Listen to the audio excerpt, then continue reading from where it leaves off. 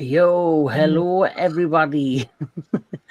Welcome to the entertainment headquarters, and of course, welcome to Into the Darkness. This is my segment on the channel dedicated to all things horror, and we're here to talk about a much loved classic franchise that started way back many years ago, thanks to Mr. Alfred Hitchcock. And I think this, for me, after re-exploring it, have got a few opinions. And of course, as my fellow guests are showing you there, we are here to talk about, of course, Psycho from Alfred Hitchcock, who, as you know, is a legendary film director who really knows his stuff when it comes to suspense and, in many ways, horror. And to talk about this fantastic film, like I say, my host of amazing guests, we have the Professor Daniel Miller. Good evening. And then we'll have Mr. Tony of the Dead. Hello. And finally, Mr. Anthony Jordan of Anthony Jordan's Movie and Gaming. Did you welcome? And you've just got good old me, and I'll just go welcome and let's get cracking. So, like I say, we're here to talk about Psycho, and we're going to be talking about the 4 original movies. And we're also going to be talking a little bit about the remake, which I had only ever seen once. And I had another go at watching it a second time. And it was an interesting watch. But first and foremost, we'll start with Mr. Daniel Miller. Tell me your first time seeing the original Psycho. The first time I saw...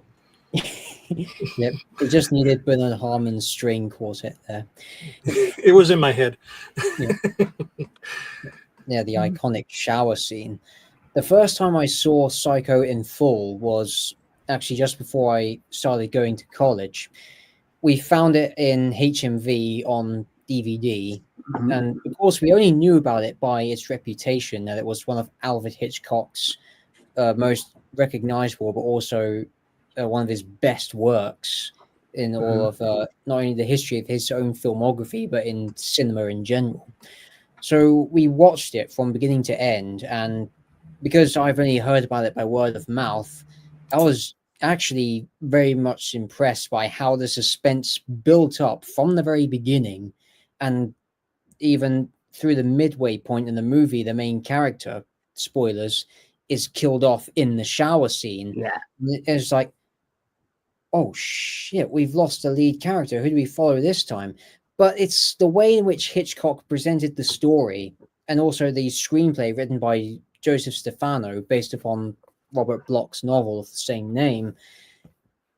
It was a movie in a lot of ways was ahead of its time, in the sense that it brought us face to face with a killer who wasn't a monster or an alien or a ghoul.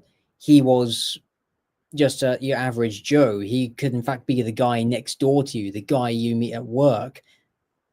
And that was, I think, the most terrifying part about it. But the movie itself, it has left an impression on me, definitely. And it's also a movie, yes, indeed, Red Sensei, Psycho is a classic. It's a classic. It stands the test of time and stands it brilliantly. I think the remake, which we'll get to later, it was just unnecessary. Even if it did feel like an experiment, it just wasn't needed, in my opinion. Yeah. Mr. Tony of the Dead, can you remember your first time seeing Psycho? I honestly don't. It was a while ago. I know I've seen it before, like a couple times. Everybody knows the shower scene is so iconic. I bet that's probably one of the most iconic scenes ever. Like, even if you've never seen it, like you said, like everybody knows that scene. Yeah, I don't even remember what I thought back then. I guess like I used to have the movie Maniacs or whatever was the figure of Norman. He Yeah. had like the bone thing with this. Yeah, that I had that. That was maybe my first intro to it. I'm like, oh, Psycho, this looks cool. And then I probably watched it. But yeah, I never had a bad memory of it. I did, not that we're going to talk about the remake yet, but I did see that in the theater with my mother at the time. Because my mom, back then, she was into horror. Not like into it, but like she was like okay with it, like showing me it. And then once she got married to this other guy, it's like she turned into a chicken. Like she wouldn't watch anything. Like there's nothing. I don't understand it. Like she introduced me to Halloween and the sequel. Yeah, we used to rent movies and stuff, but I never got to see this with her. I would have liked to have.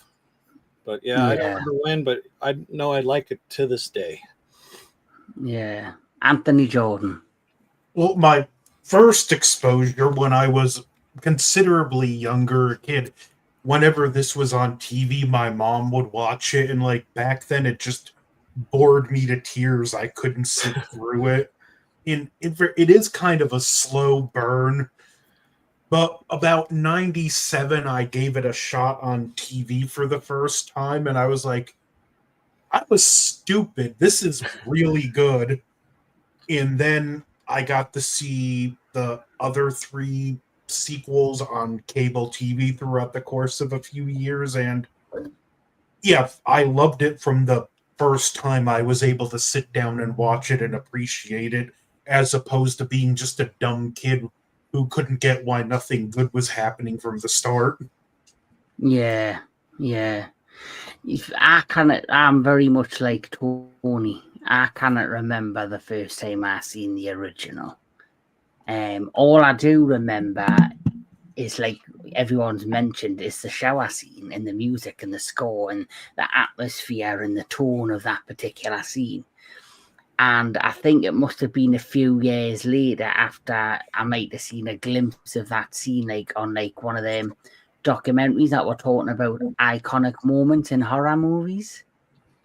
In the showcased the scene again, and it was probably the first time I fully took it all in.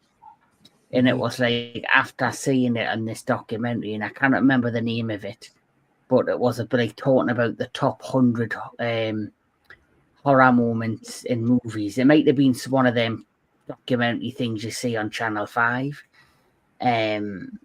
So after seeing that moment on that documentary, I hunted it down and I watched it fully for the first time, and I was really entranced by the movie because, of course, like Anthony says, I was thinking, is this the movie that's got that iconic scene in? Because I was like, it's very slow. It just seems to be taking ages for anything to happen. And then I think it's deliberately built up slow, so when that moment happens, you're fully invested in it, and you're then invested in, from the character in the first movie, which is Jamie Lynn. You go from her to now Norman Bates. You're now invested in him, and you want to see what the hell's going on with his character. And I think that's why it was deliberately a slow burn to get you to that point where you want to be invested in him as well as her. And what I like about the storyline is it begins with introducing Marion and Sam. We know their circumstances. Marion's a woman getting on in years, and Sam is still trying to pay off his debts in his father's name after he's dead. So when Marion sees an opportunity in $40,000 worth of cash from a buyer because she works in real estate, we're relating to her, but at the same time we're saying we know yes, we get you, but it's wrong. And of course she takes the money and goes over to her boyfriend in Fairvale, Sam Loomis.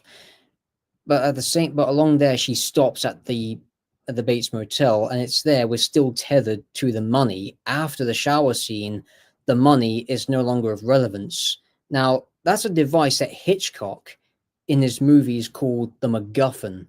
It's a plot device that is only essential because it gets the film started, but we, the audience, don't have a connection.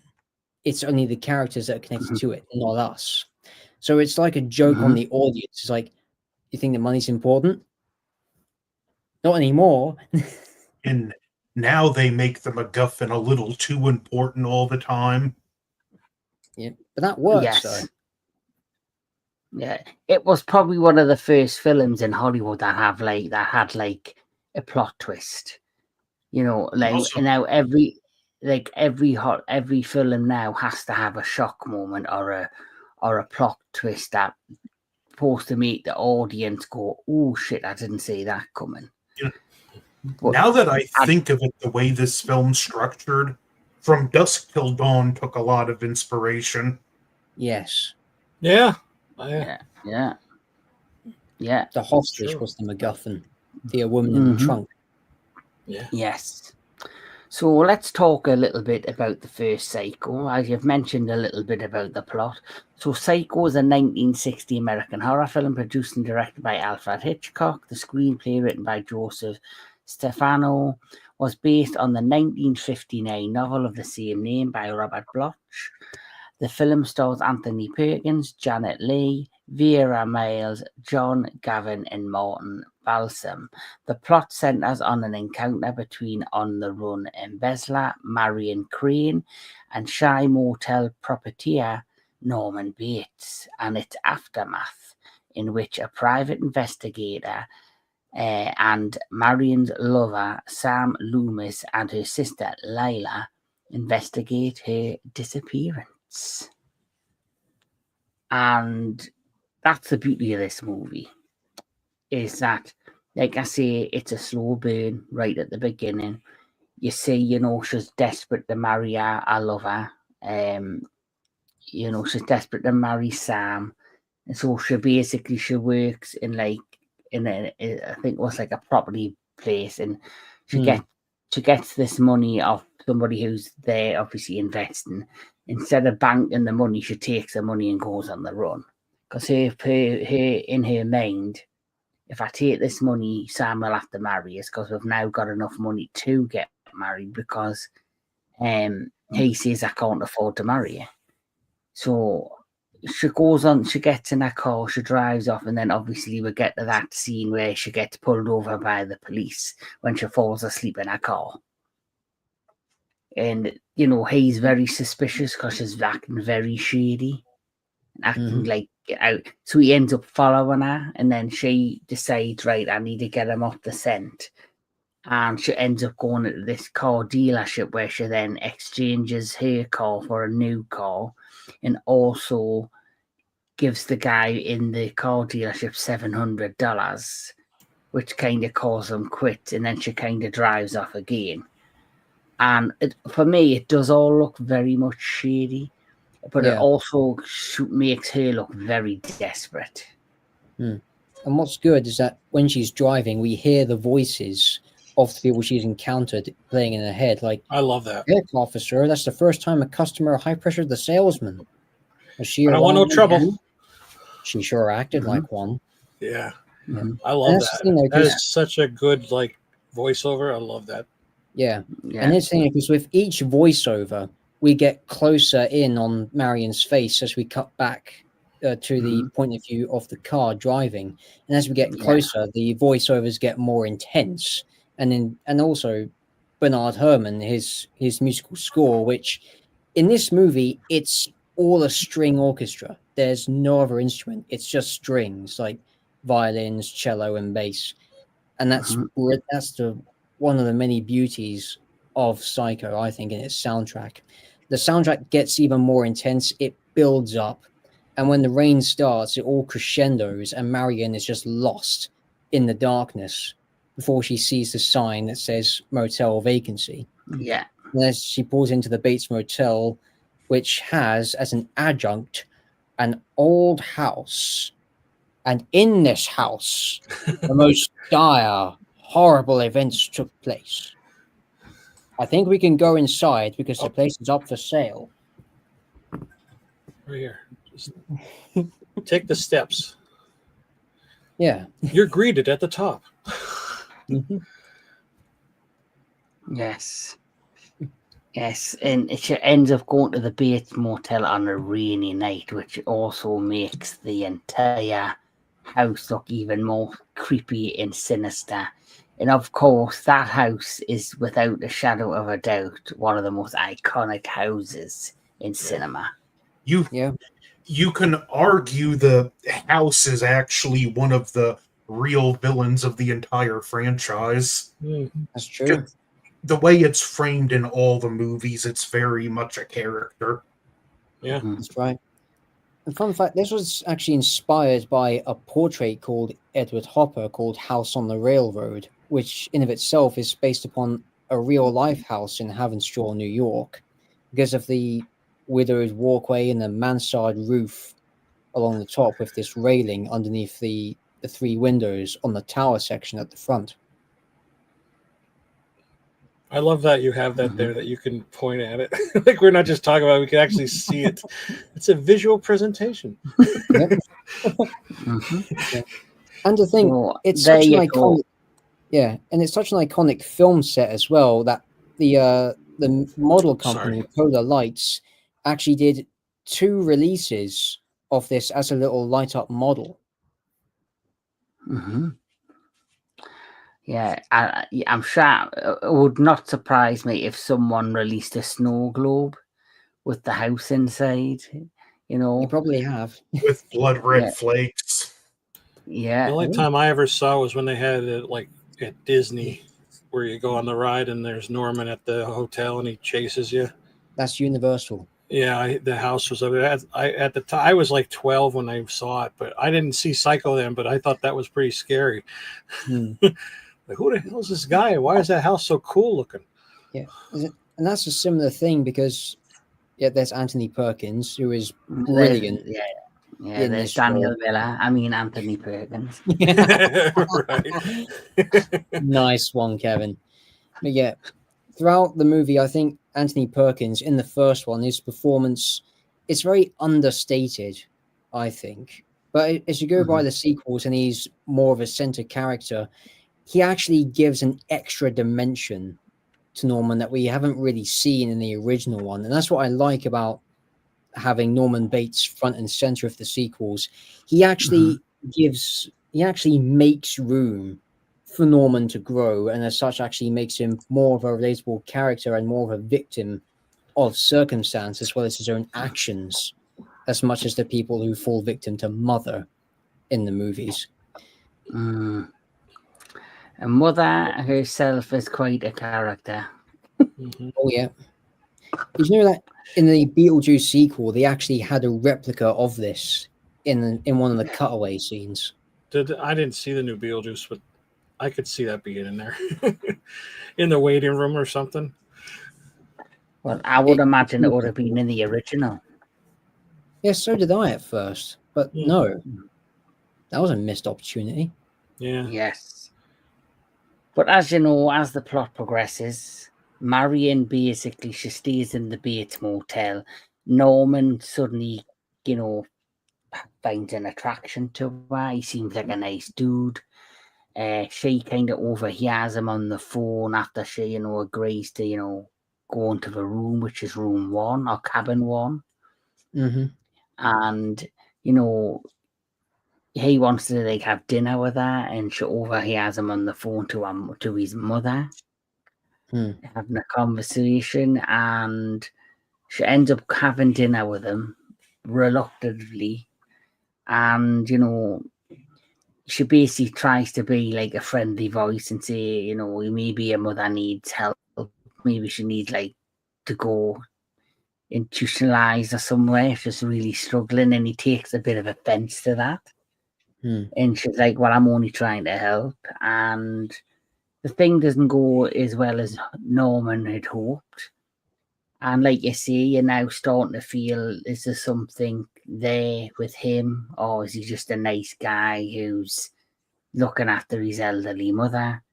She obviously still on their own, still kind of being very shady and, watching out for herself.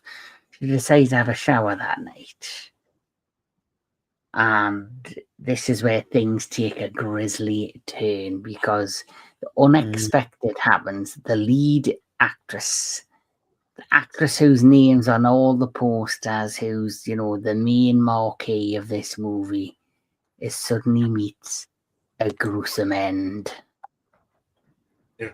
And And fun fact, Hitchcock told theaters to refuse to let people in late to the movie because of the twist. That's right. Mm-hmm. Yeah. And also about the artistry of the shower scene. It begins as just another mundane thing. Like, for instance, look, we're at ease. She's just having a shower, so we're being a bit voyeuristic here. But the suspense builds only in silence underneath the shower sound effect, because there's no other sound design, there's no music. All we just see is this silhouette behind the curtain. The camera moves past her in the shower toward the curtain, and when the curtain's ripped back, we have those screaming violins and this montage of violence, which we never actually see the knife penetrate the body in one single shot of film. And it's really good in the sense that it was over 45 different camera setups for that one sequence. If you consider how many cuts there were between the knife, the shadow, Marion, and the blood pooling into the bathtub. You mean he only stabbed once and they did that 45 times? No, they recorded multiple motions, but they did so many different camera setups from so many different angles and cut them all together to get 45 seconds worth of length of footage. So he did the shot once, but because there were different cameras set up, when he did it once, it filmed it from different angles. So when they edited it, it looked like you were stabbing her more than once. But it's actually that's what I meant. Yeah, that's crazy. Wow. I don't know if that's would take less time or not, though, but it worked. I didn't know that. More time, considering that you have to take off the shower wall to get the camera shot of the knife going into the camera, then put the wall back and remove the front half off the shower curtain to get Marion's reaction from a production point of view. Mm-hmm. Well, yeah, back then it was different because the camera was bigger and sets I imagine nowadays are easier to take apart, but probably back then not. Yeah. It's more, you've got more ingenuity these days than back in the day, probably. Yeah. And more newer techniques. But here's a question. I have seen this scene, both the black and white version and the coloured version. What do you think's more impactful? The original, hands down. I think black and white makes everything more impactful, to be honest. Yeah. Like, even after she's lying there and she's like, he walks away and she's like on the back and she's like doing this. And then she tries to get out the shower and you just see her hand touch the curtain. And then she tips over and then you just see her eye and it zooms out. Yeah. And you've just got that silent and that atmospheric thing, knowing that this person is dead. Yep. Yeah. And that was all one take. She didn't blink once during the entire duration of that slow zoom out back to a mid shot. Wow. Yeah, so that is what sets up the rest of this movie. Which it goes from being what you think's like a robbery heist movie to now a murder mystery. Who killed Marion? And who's going to solve the murder? And what is up with Norman Bates? Normal Norman. Normal Norman, indeed. Mother. Oh, God. Mother. Blood. Blood. I will say, I think they reused that too many times throughout the Force movies. Like, they didn't even really change it. They just kind of like reused the first clip from the first movie I heard. At least to me, I think they did. Yeah, they did only in Psycho 2. In Psycho 3 and 4, they actually re-recorded the lines, but in Psycho 4, that was teenage Norman, played by Henry Thomas, because that was in a flashback. Yeah. Well, maybe I'm thinking like the way he says it. Well, I guess it doesn't really matter. Mhm. Okay, So never mind. after Shut up, Tony. Shut the fuck up, Tony. Shut up, you gank. But what happens next is that we have Layla, who is Marion's sister, who obviously she's been missing for a while.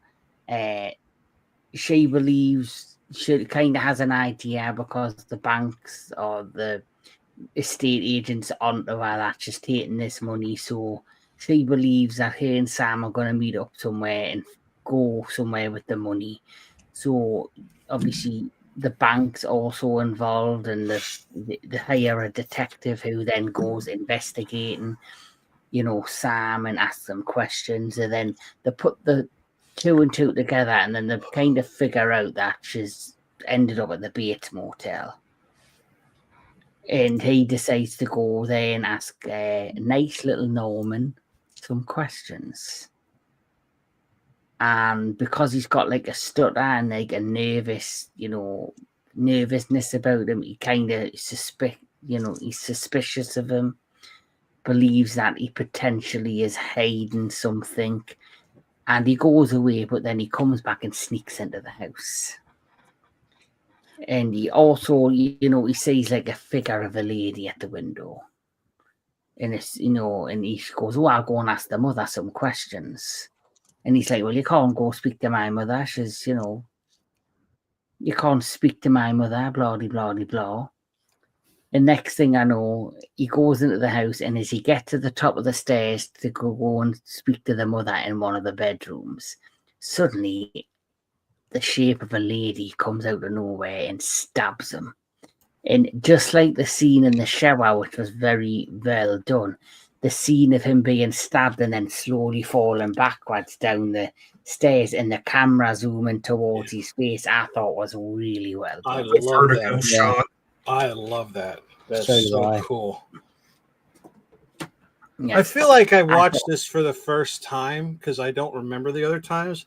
So watching it this time, it was just like I noticed all, because we watch so much, we notice all this stuff now. It's like, wow, even the shower head when it's coming down, like, and that's all you see. It's like such a good shot. Like, just it's coming, but like every little angle and it's so.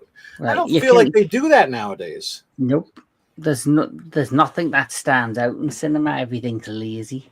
Yeah. Or special effects out. I think I guess the only, for me personally, director who tries to do something different is Robert Eggers, who did Nosferatu, who did The Lighthouse, and he did The Witch and all that. He always makes films where he creates great cinematography, big scenes, atmospheric. That's true.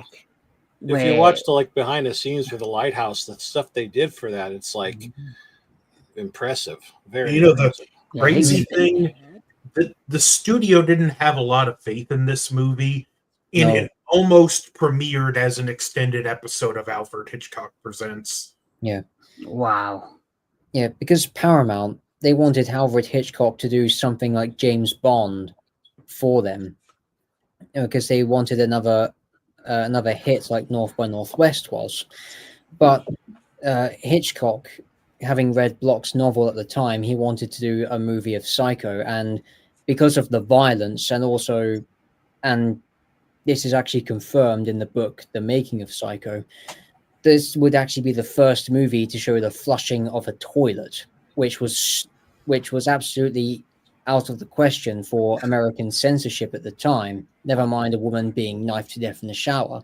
I could understand the shower, but not the toilet. I'm willing to show a woman getting knifed in the shower like this, but not flushing a toilet. I can show this, but I can't show you flushing a shitter. Yeah. That is the most stupidest thing I have ever heard. Yeah, and Hitchcock did explain to them that's where Marion gets rid of the evidence of subtracting the money that she's already spent after she's stolen it. But Paramount only agreed. Hello, Chad. They only agreed to distribute the movie. Hitchcock had to literally put a down payment on his own house to finance the picture, and it was all shot on the Universal backlot, even though it's a Paramount distribution. That's why the Psycho franchise was made from Universal, and the Bates property is on the Universal Studio Tour. Mm-hmm. Is it still there? Oh yeah, it's still there. It's just been Oh. moved around the backlot once every few years. It was the Bates house from the TV show Bates Motel that was torn down, because although it's on the same blueprint, it's a completely different build when you look at them side by side. I never watched that entire show, but I've seen a couple seasons of it, and I did like it. Well, we'll have to cover it. We'll have to cover it there, Tony, in on Oh, that's like season. How many seasons is that? 5. 5. Oh my god. Yeah. I'm sure. Well, I didn't see the sequel till I only saw the original, and like I said, I didn't remember all of it. So I like the show. I like him. I didn't know about. I didn't know everything that happened like 2, 3, and 4. So to me, it was just new stuff to me. So, Mr. Daniel Miller, why don't you finish this film off? What lead into the final? Right. After the private detective Arbogast meets his demise at the hands of Mother, Lila and Sam go to see Al Chambers, who's the sheriff in the town of Fairvale, and they ask him to ring up the motel because that's where Arbogast called from. And that's when it's like, well, yes, he was here at the motel, but he moved on to somewhere else. And that's when they mention the mother being in the house, and the sheriff drops this hint, which for the first time seeing this, is like, what? He's like, Norman Bates's mother has been dead and buried for the past 10 years. So if the woman in that window was Mrs. Bates, who's that other woman buried in Green Lawn Cemetery? So in there, the seed of doubt has been planted further. And then on that same night, Norman is talking to his mother and saying that he has to hide her in the fruit cellar, because we get the idea that this isn't obviously not the first time that Mother is killed and Norman has had to cover up for her. The day afterwards, Sam and Lila take matters into their own hands and they drive out to the motel as man and wife, and they begin snooping around. Lila starts snooping around the house when they find evidence in cabin 1 that Marion was there. So Sam keeps Norman distracted by talking to him. Nice. Good move, Sensei. Excellent. So yeah, Sam keeps Norman distracted while Lila looks around the house, and it's here we get an insight into the house. The mother's room is completely untouched. By time, it looks immaculate. It looks pristine, very much as spotless as the day she allegedly died. There's even the imprint in the bed. Yes. While Norman's room literally looks like a child's room. It hasn't changed at all since he was an infant. And that's so tragic. Oh yeah. Yeah. So Very true. Norman gets wind that something's off. He knocks out Sam, goes up to the house, and after he realizes that Lila isn't there, Lila takes cover in the basement and finds a light coming on from the cellar next door to the basement. And she sees a woman sitting in a desk, in a chair, Mrs. Bates. She turns it around and it's just a corpse. Yes, literally a corpse. And of course she's terrified, and Norman comes down into the basement dressed up as his mother, wielding a knife, and everyone's just like, what the hell's going on? There's a corpse. There's a woman who looks like Marion, who was killed earlier on in the film. Norman's wearing a wig. What is going on? And the ending of, yeah, there he is as Norma Bates. All I can do is picture you, Daniel, in your mum's 90. Oh God, no! Jesus, Kevin. I'm sorry. If you come to G Fest next year and you go to bed in a 90, I know why. Oh gonna God, you're gonna murder us in a hotel room. Jesus Christ! No, I'm not that broke. I'm not broken, Kevin. I'm not. Well, you will through time in this group. Of course. Are you okay, Dan? Do you need help? It's going to take us a while to get to England. Yes, it will take a while. And yes, Chad, good cinematography with Arbogast being killed on the stairs. Yep. Now, when I was at university and we looked at Psycho, a lot of people in class complained about Dr. Richmond giving that late in the game wrap up about Norman's state of mind, Really? which I actually say it's great in the movie. It doesn't deserve to be removed in there because keep in mind, 1960, the whole science of the human mind wasn't greatly understood. So to hear Dr. Richmond explain it in a way which the audience can understand, it doesn't throw it in as, oh, he's a transvestite. And it's like, no, he was actually keeping alive the illusion of his mother being alive. And there are actually some really quotable lines in there, The like end shot, the end shot as well when he's smiling sinisterly, yeah, into while the mother is camera. monologuing in his Yeah, head. the skull slowly overlays. Yeah. Well, the mother was cold. She felt a chill. He feels a little chill. Shall I bring him this blanket? Yeah. Okay. I also found That shot to that great- following him too is good. Sorry, Kevin. Yeah. What, But and also what I- that what I- scene, what makes that explanation, why that explanation works, is because it goes back to making Norman sympathetic. Yes. I hope they are watching. They'll see. They'll see and they'll know. And they'll say, why, she wouldn't even harm a fly. That was creepy. I tell you, if he comes to G-Fest, he's gonna fucking murder me in my room dressed as Norma Bates. You should start learning how to be a ventriloquist. That way your lips don't move and you talk like that. And just look up. That would be a great cosplay.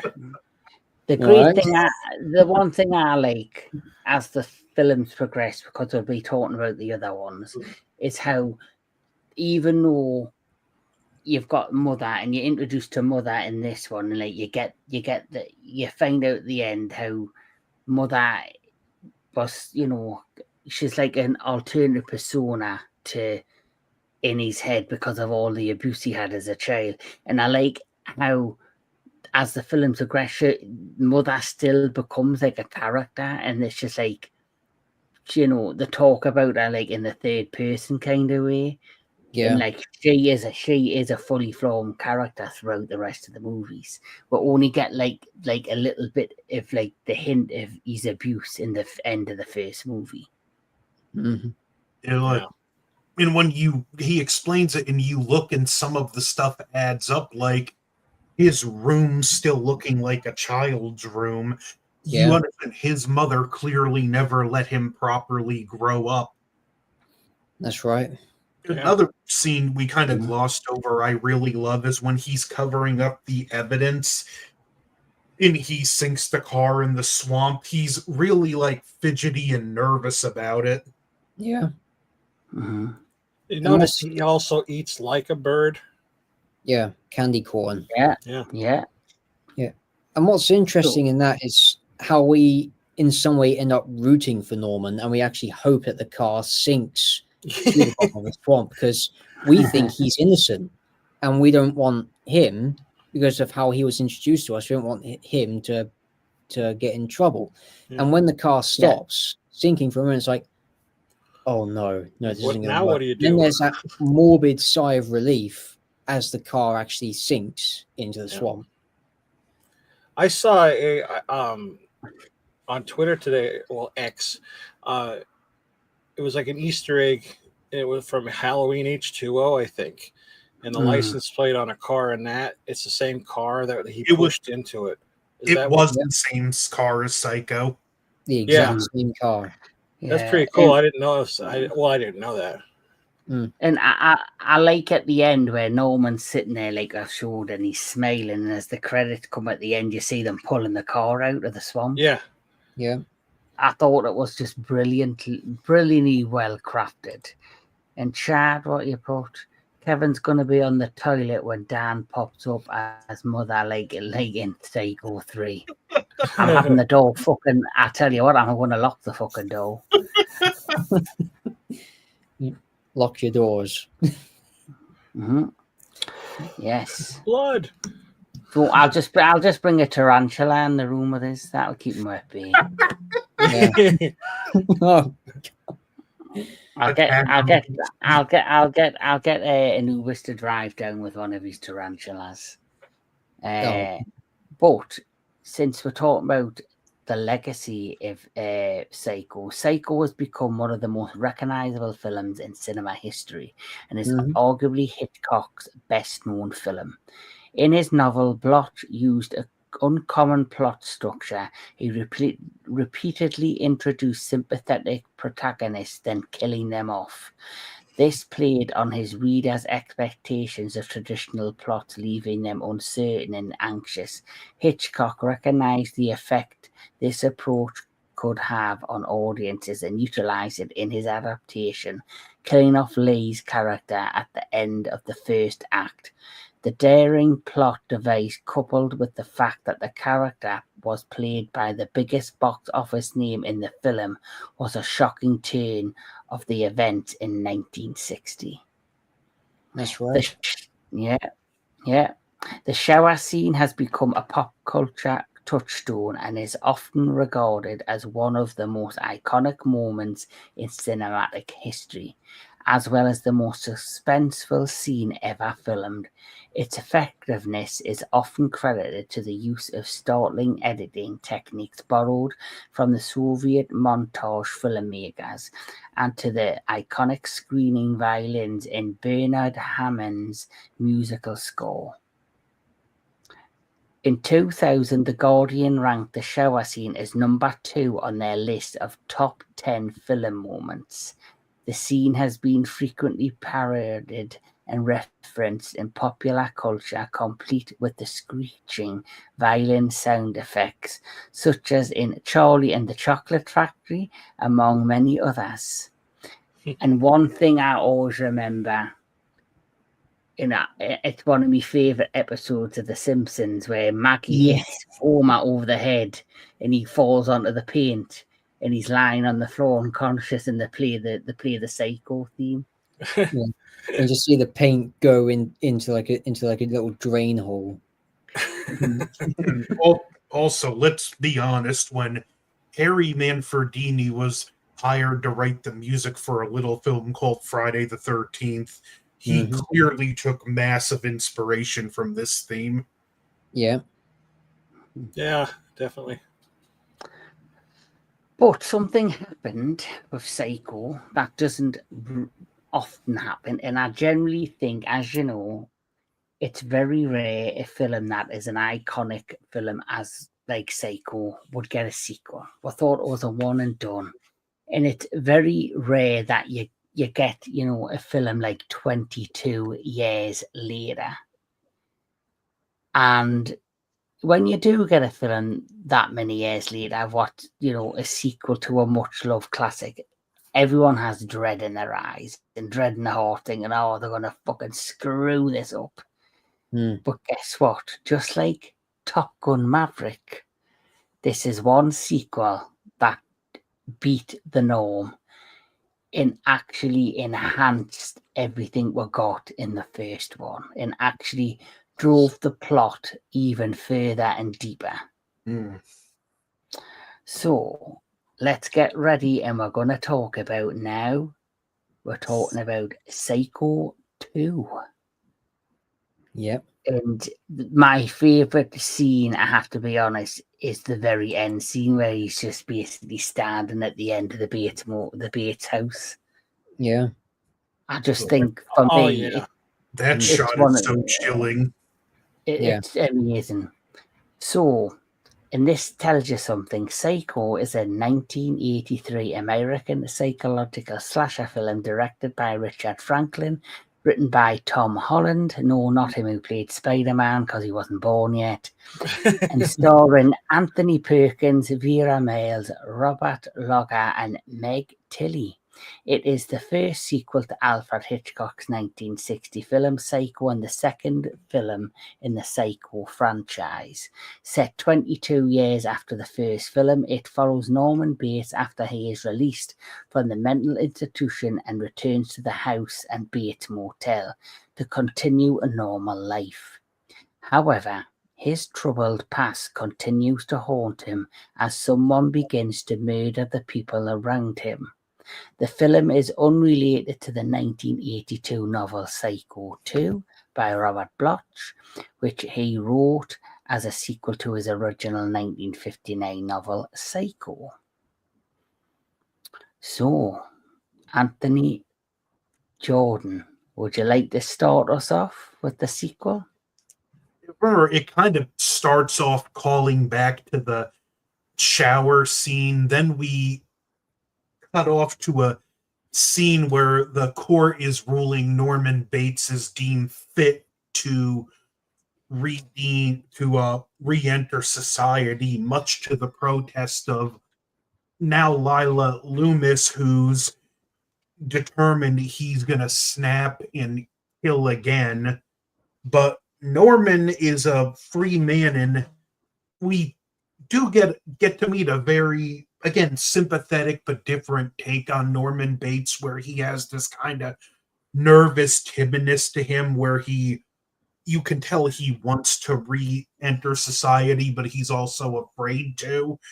And he gets a job at a local, agreed, Chad, he gets a job at a local diner where he immediately meets two characters that become very pivotal to the plot. An elderly woman who fought to get him the job, then Meg Tilly's character who's fighting on the phone with her boyfriend. And like off the bat, this film, it just blows what you think a sequel to Psycho would be out of the window, that it's just this careless cash grab sequel, and you see this is going to be a very intricate and layered psychological film, and it just builds off of that. This is a absolutely brilliant movie with some nice twists and turns along the way. Absolutely. What I like about this is, like you mentioned, Daniel, earlier, you're rooting for Norman Bates in the first one. You don't want him to be like this psychopath, as you know, and then by film's end, you realize he is a psychopath. But even though you know he's committed murder and he's got psychological problems, you're kind of sympathetic towards him. And when it comes to the sequel, they kind of start the film off by rehashing the events of the first movie, but then it shows you him reconnecting to society. He's getting himself a job in this little like little roadside cafe, diner, and he's then introduced to people there, and the sheriff of the town seems very much, if I was a sheriff though, I'd be very suspicious. Like, can this guy really reform after you've been proven to have psychological problems and you've murdered your mother, you've murdered people? Are you really going to change? But this sheriff seems to be, I just want to sit on my arse in the diner, eat fried chicken, and just let this guy do what the fuck he wants. Honestly, I thought that was kind of refreshing that we didn't get the stereotypical, I know what you did, Bates, and I'm going to be watching you, and if you slip up, I'm going to get you. He more has the mentality, yeah, he did some horrible things, but I understand what happened, and he paid his debt to society, and I'm going to give him a chance. That was actually, for me, at least a nice touch that they went that direction. Yeah. I think what makes Psycho 2 so great is when you look at the cast and crew list, most of the of the production crew are returning from Hitchcock's original Psycho. Yeah. And one of them is the executive producer Hilton Green, who served as assistant director to Hitchcock both on Psycho and also on the TV show Alfred Hitchcock Presents, on one condition. The movie would not get the green light unless it received a blessing from Hitchcock's daughter Patricia, who actually had a small cameo in the original Psycho as Marion's co-worker in the bank in the first film. Oh. Yeah.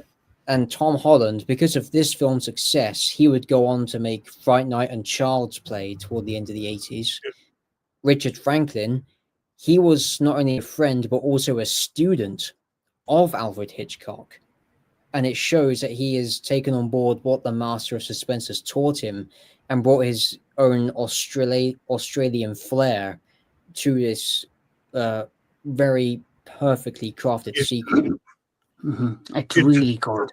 For you people watching, just to tell you how much the professor knows these movies, a couple weeks ago we were having a group video chat on the Sci-Fi Society, and the professor was asleep for a couple hours. I start talking about these movies, and it was like Spider Sense, and he just immediately woke up, quoted that, and then went back to sleep. Yeah. Yeah. That does not surprise me. Also, guess who did the photography in Psycho 2? Dean Cundy. If that sounds familiar, it should.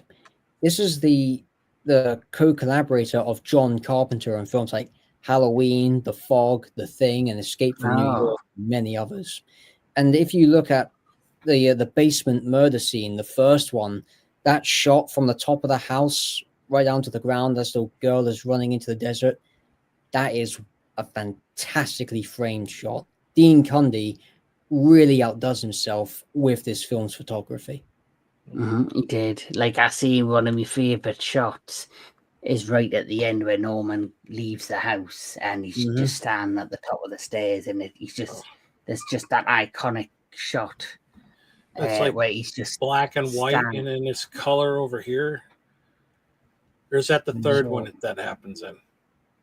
No, that was the last shot of the second one. Okay. Yeah. I just say, yeah, because it was like, but he was like black and white, and it was like up here is black and white, but like the house, some of the house was in color. Yeah. And then like storm clouds were moving. Oh.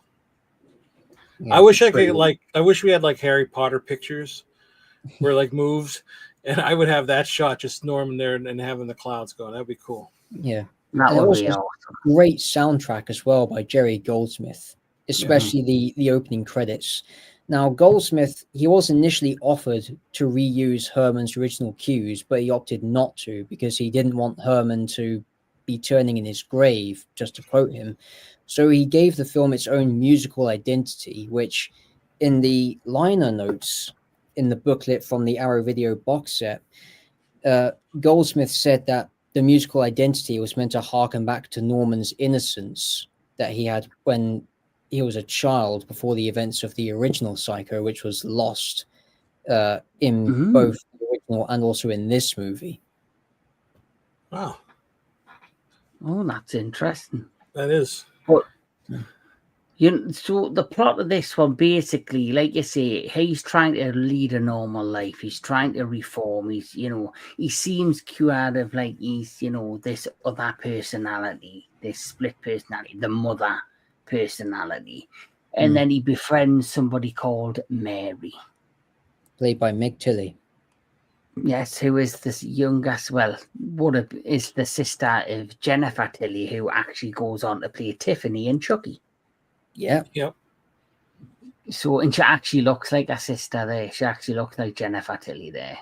Yeah. Yes. So, obviously, this is Mary, and Mary, befriends Norman, and they become very close. But then, as they're getting bonding and getting close, and she ends up staying with Norman in the hotel, he starts getting letters dropped off. He's then starting to get phone calls and hearing his mother's voice. And you're starting to think this is the greatness of this movie, because you don't know if it's like a copycat killer.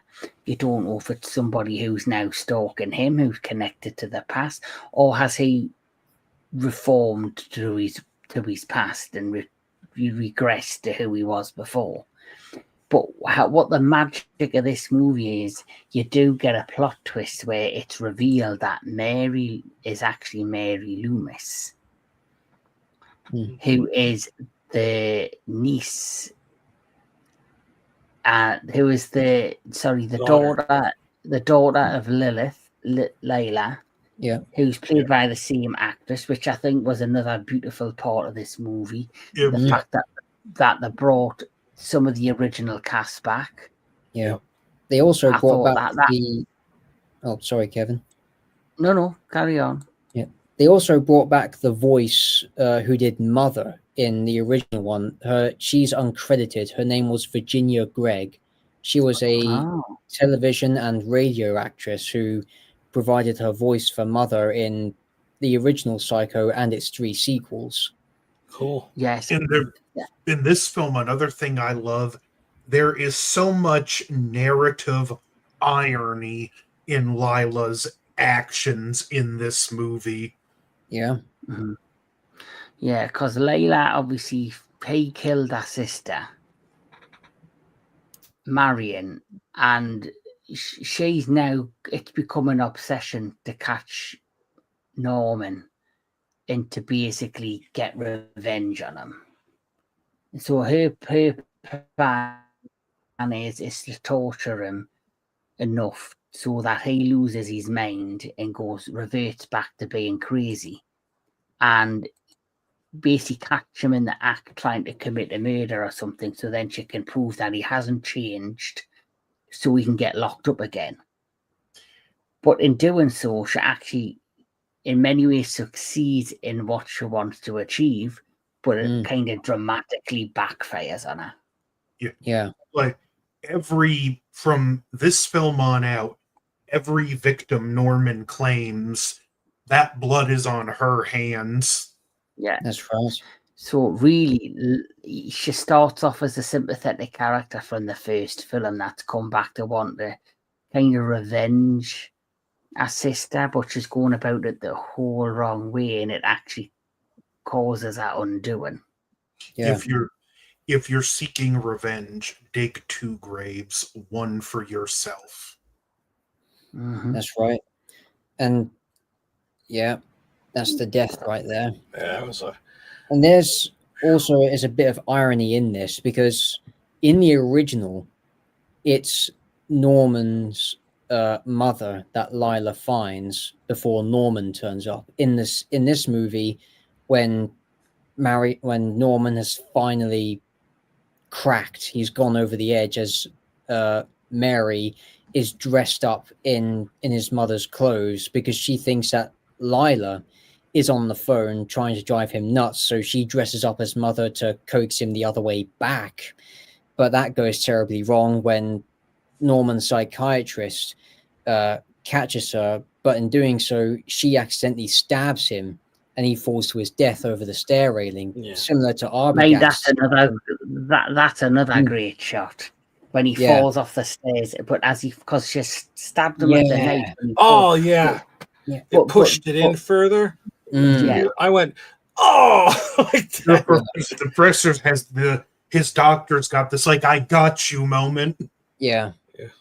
And because he's like the psychiatrist who's basically been trying to support Norman throughout his rehabilitation, and he's now been released to the public. The psychiatrist is like, when all this craziness is going on, like letters being left or from Mother, or telephone calls from Mother, he puts 2 and 2 together and goes, well, it's clearly somebody's behind it and is clearly trying to make Norman look like a psycho again. I was trying to frame him. So he does this investigation.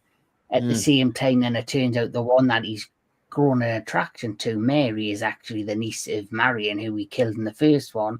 And it's all been set up by Layla, the sister.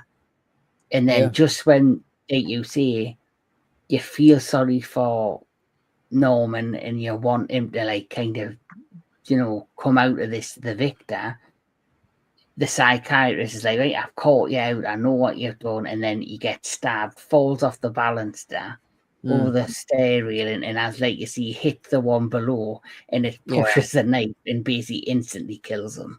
Oh yeah. But as the scene progresses, and I have to point out that Jerry Goldsmith's soundtrack in this scene alone, it is fantastic, especially with the scraping of, because some of the soundtrack is actually a knife being scraped over a metal bar for that knife sound effect, as well as the actual instrumentation itself. We get into the basement and Mary is dressed up as Mother, and it's her mother's body in the basement this time. You see, like under the pile of coal at the back. Yeah, and there's that very interesting switch around. It was Norman wearing Mrs. Bates's clothes, and it was his mother in the basement. Now it's Mary dressed as Mrs. Bates, and it's her mother in the basement. I never thought of that. Wow. Yeah, and she's stabbing at him, cutting up his hands. And it's like not mother. acting violent. Yeah, especially when Norman grips onto the knife, and he just has that. And if you listen to the sound design in that, it's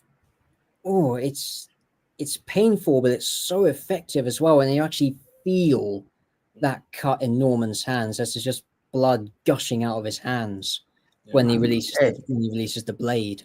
That's one thing I like about this movie too. That even though it's it's 22 years later and it's the sequel and the 80s, it didn't go overboard with the. I mean, she gets a knife through her back of her neck or like through her mouth and that, but like it's done quickly. It's not like they lay on, like, just focus on the moment. She's there doing, it's kind of quick. Same thing with him when he does that. It's quick shots, but you feel that impact. And even with the knife, I've never done that with a knife, but I've been cut before, and I can't even imagine what that would feel like. Yeah. The worst paper cut in the world. Yeah. Or the motel manager who, when he's packing up his stuff, he gets attacked and he gets sliced down his face. Toomey. Yeah. What I find great about this is it's like right at the end of the movie that you finally realize that Norman is relapsing and going back into his old ways, and he is starting to like hear his mother's voice, and when he answers the phone, he's not speaking to anybody, he's imagining it. And then that's where Mary starts to realize, oh shit, we've pushed him to the point where he has broke, and she suddenly gets frightened, and now out of probably fear and out of paranoia, she's now trying to defend herself, and suddenly the police break into the basement and she gets shot to death. But because she's because she is in the clothing, the mother outfit with the wig, the police immediately just go, right, she's behind all the murders, and it's like a copycat killer case. Unknown to them, Norman has actually broke, and he has reverted back to who he was previously. Which, like I say, it ends on such an iconic shot where the police and everyone's driving away, and he leaves the house and he's standing at the top waving away to everybody, and he basically gets away scot-free, and he's kind of once again the Norman Bates from the first movie. Yeah. Which I thought, I just thought, right, if this is how they're going to end the sequel, he got away with it. And it's very rare a villain or a guy who's meant to be a psycho who you're not meant to root for, you actually root for, and he actually got away with it. That's right. And then before that, there's, as Anthony mentioned, another pivotal character who we meet at the diner, Emma Spool. And she pays a visit to Norman when the police and everyone has left. And she actually reveals that she is actually Norman's real mother. And that she alludes to the fact that the murders were her doing, not Lila or Mary as mother. And when Norman, again, he's over the edge. He's completely lost it. he resorts to the situation the only way he knows how, by clobbering her to death with the shovel that he used for the furnace in the basement. And that's the only death that Norman is responsible for in the entire sequel. There's also a nice misdirect there, because he goes to make her some tea and you see that real old box and you're like, oh, he's gonna poison her, but then he grabs the shovel and bam. Yep. You sure you won't have a sandwich? Pardon? Yeah. Pardon? So basically, it like you say, the whole film was full of like amazing plot twists, like Layla and Mary's plot to try and turn him mad does succeed in the trying to frame him, or the trying to make him do things he doesn't want to do. And at the same time, you've got his real mother who's committing murders. So the one, there was a copycat killer, and two, someone was trying to push him over the edge, and both things happened. And the people that pushed and pushed finally got what they wanted, and his real mother is the one that ends up getting killed at the end. Yeah. And that shot where he hits her on the head with a shovel, that's brutal. And then you see her lying on the floor and her legs shaking, like. Yeah. Did you guys like that she was his real mother? Or do you like the fact of Noah thinking that the one who raised him is his real mother?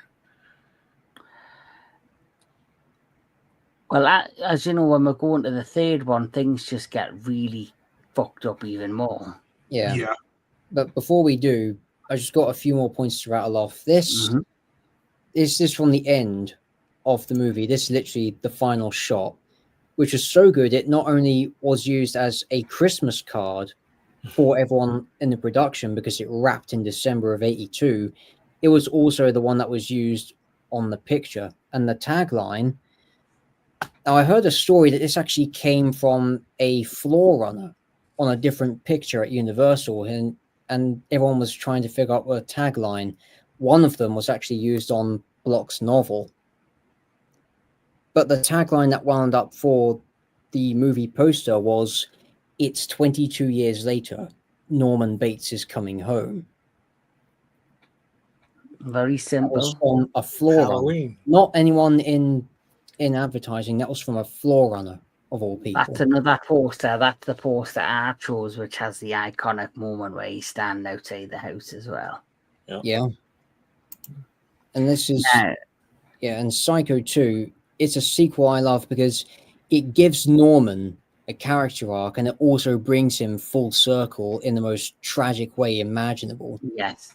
And it could almost work as a standalone. Like, you just have to have the basic knowledge of what happens in the first movie, and you can go into this just fine.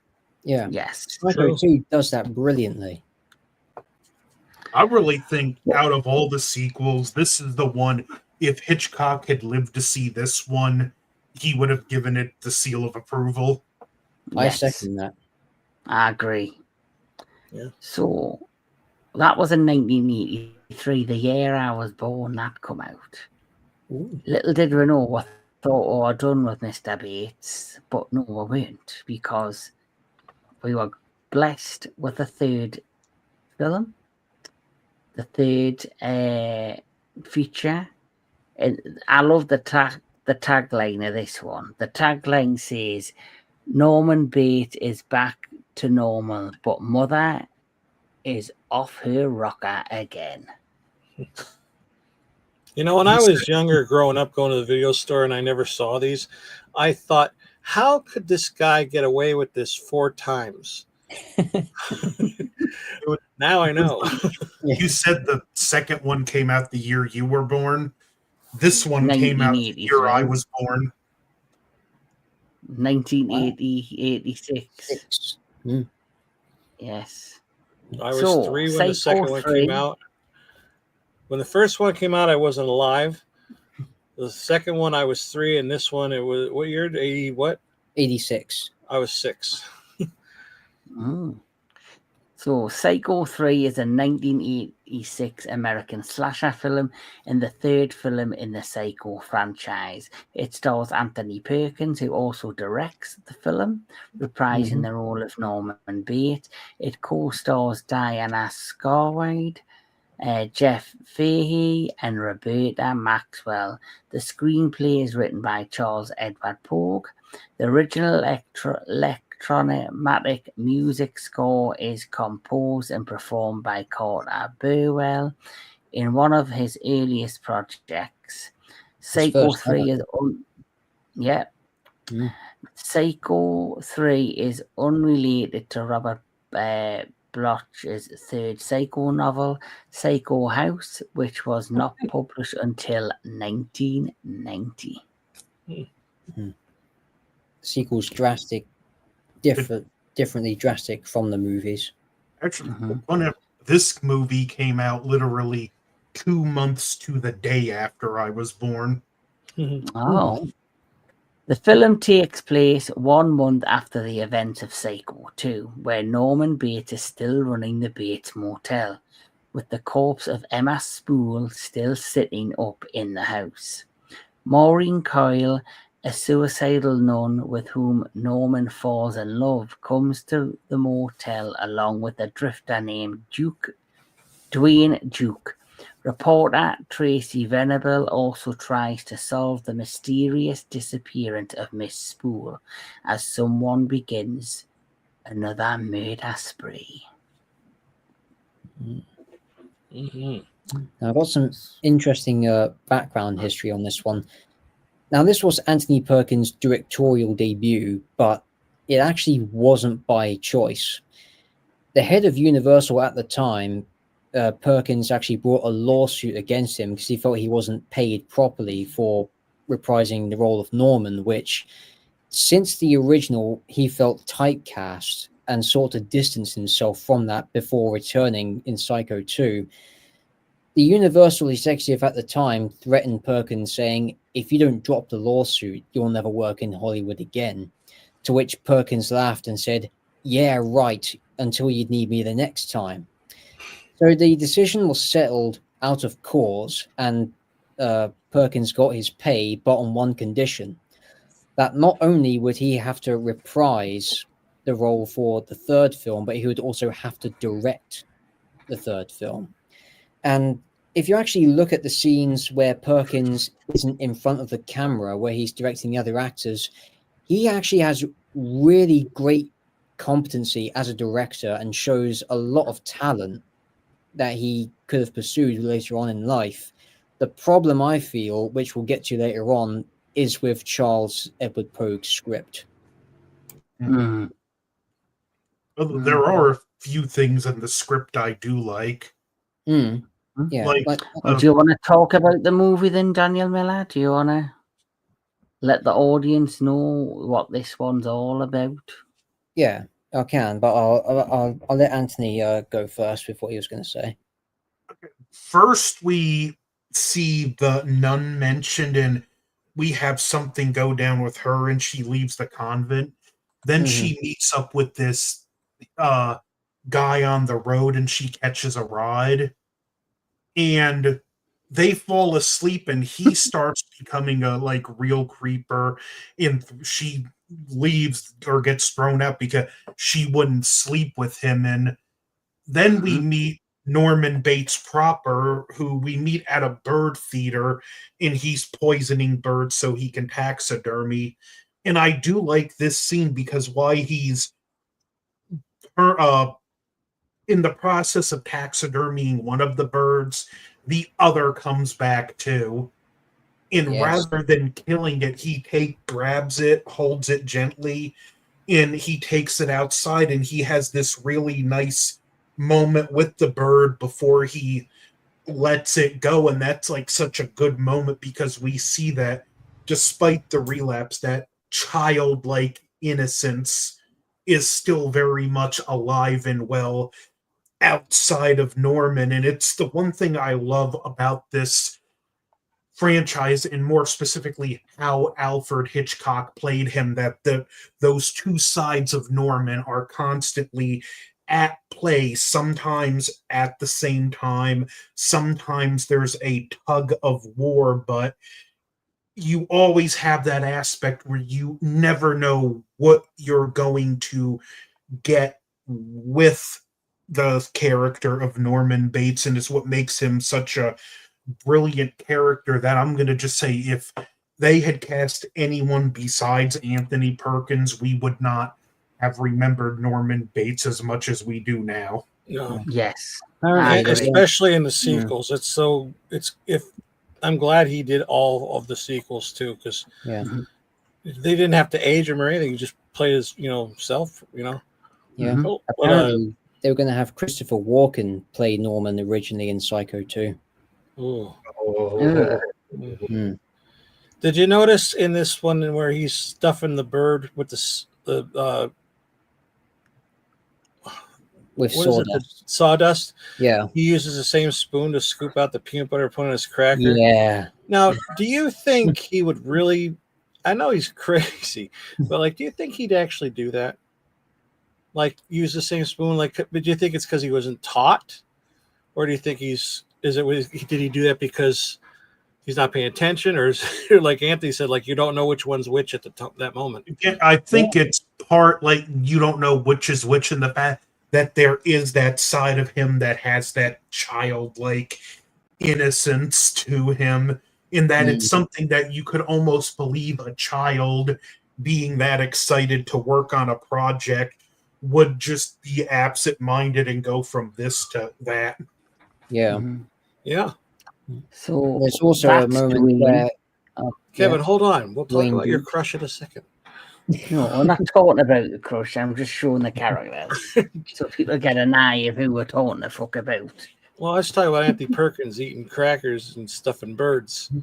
Not that scumbag that dumps the women out in the rain. Man, he was such an asshole. Yeah. Brilliantly cast, mind you. Oh, yeah. Easily the most unlikable character in all the movies. Yes. That's right. Watch the guitar. Yeah. Yep. And there's Tracy Venable. She doesn't exactly look like the picture of sanity in that shot. No. No. She was a why did you think that one? Why did you think I picked it? What? Yeah. Gee, let's make him Employee of the Month. Well, he has a lovely one of Norman. Oh, yeah. Yeah. No, that is just... I don't know why, but that shot there, for some reason, it just reminds me of Matthew McConaughey. Oh, it does. Oh, God, it does. Yeah. I think it's interesting, too, that I don't see Norman Bates there either. I don't see Anthony Perkins. It does look like somebody different.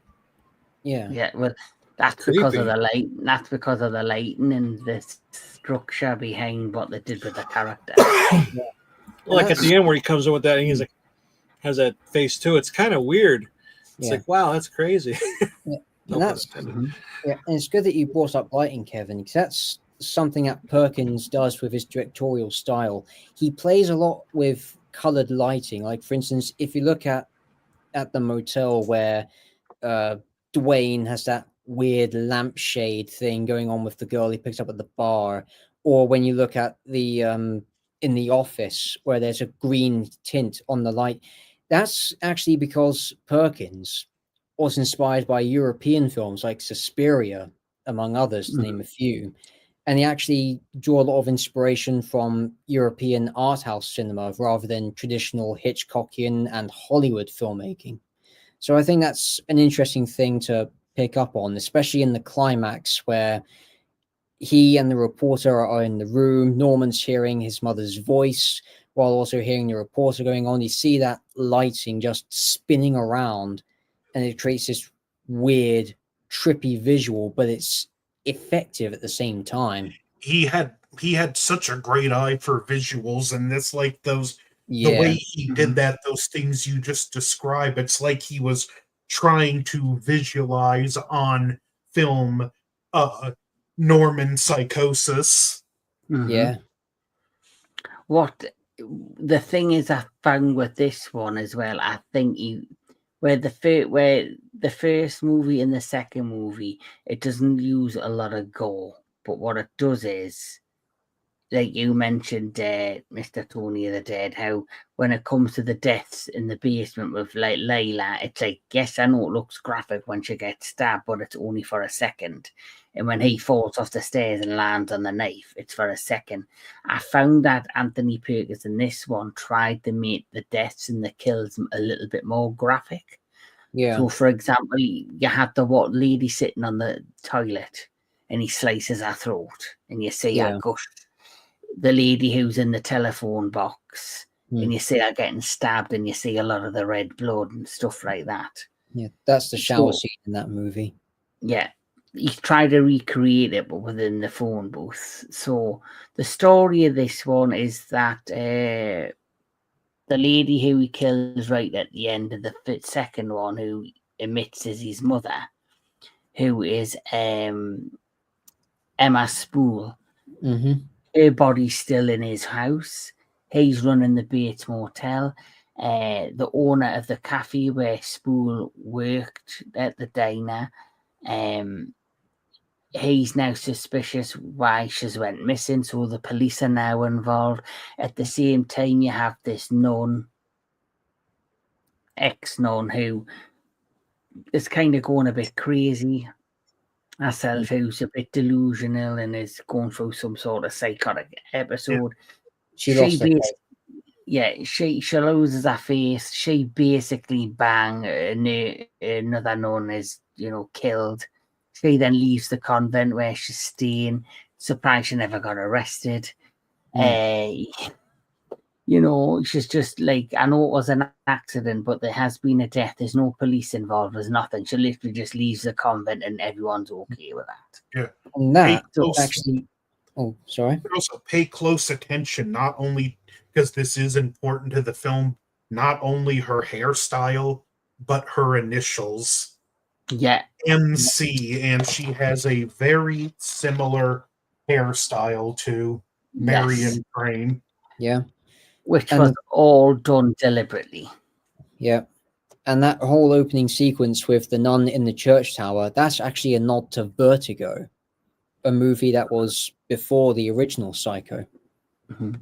Because it ends with that church scene as James Stewart's character is trying to overcome this acrophobia.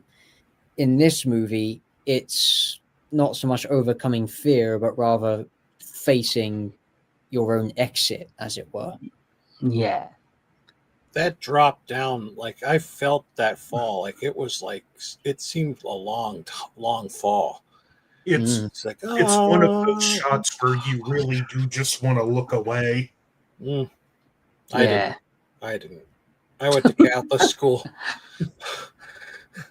I used to get hit. I got hit with a ruler.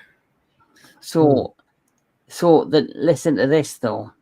So Marion Crane is the name of the lead character in Psycho, the first one. This lady is called Maureen Coyle. So Marion Crane, Maureen Coyle, same initials, same look, same aesthetic. So she leaves the convent. She's then picked up by Dwayne Duke, who is a sleazy musician who's, when, like you mentioned, she's in the car, he gets a bit too handy with her. She escapes, finds herself at the Bates Motel, where Dwayne seems to end up there as well, and then ends up getting offered a job by Norman. And Dwayne's very upfront, says, I'm only going to be here for a few days because I'm only trying to make money so I can, get my car brakes fixed so I can get to LA to become a music star. He just comes across like an arrogant fucking wannabe prick rock star that's going to end up nowhere, but hopefully just dead. Watch the guitar. It's kind of like the guy who picks her up in the beginning of Showgirls to take her to Vegas. Then he robs her, but this one threw her out because he wouldn't do it with her. He's got a clear case of main character syndrome. Yeah.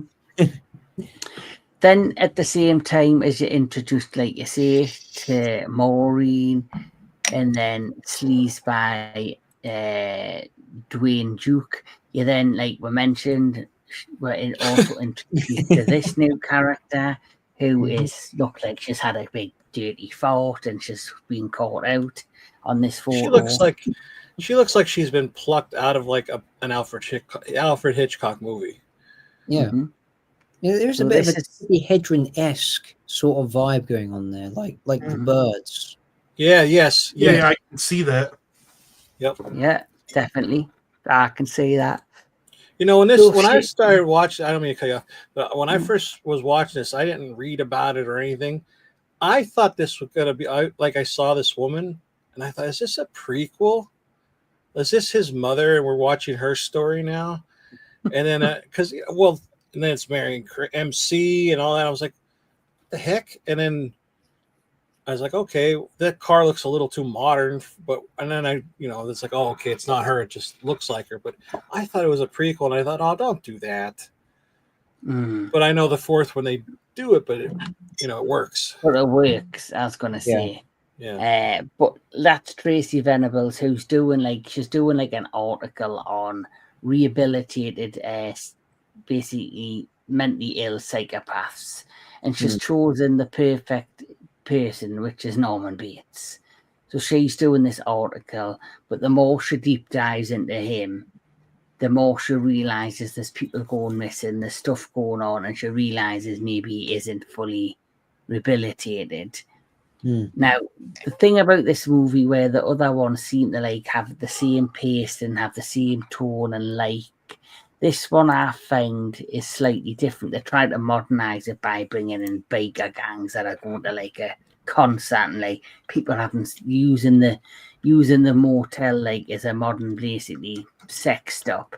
People are there just to bang, have a good time. There's like pornographic images, like them little nudie images and stuff like that. So he really tried to make this fit at the same time the tone of the previous films. He tries to modernize it by bringing it into like the late 80s. Yeah. And on the script, there are some moments that I actually really like little character interactions between the reporter and Duke in the bar when they're having that little back and forth. And also there's the scene with the co-eds in the motel room as they're coming back from celebrating the baseball game.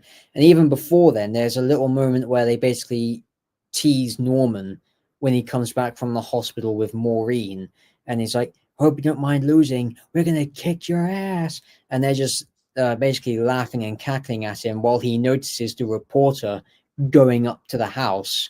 And although it's just the ambient sound effects and dialogue, we can feel that tension, that nervousness, that anxiety that Norman is feeling as he's trying to figure out what to do, stay and contemplate the guys, see what's going on, or go up and stop Tracy, which he does the latter. Yeah, that's a good reveal.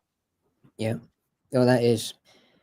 Now, this is something it's something I like, but at the same time, it's kind of takes away a bit from Norman.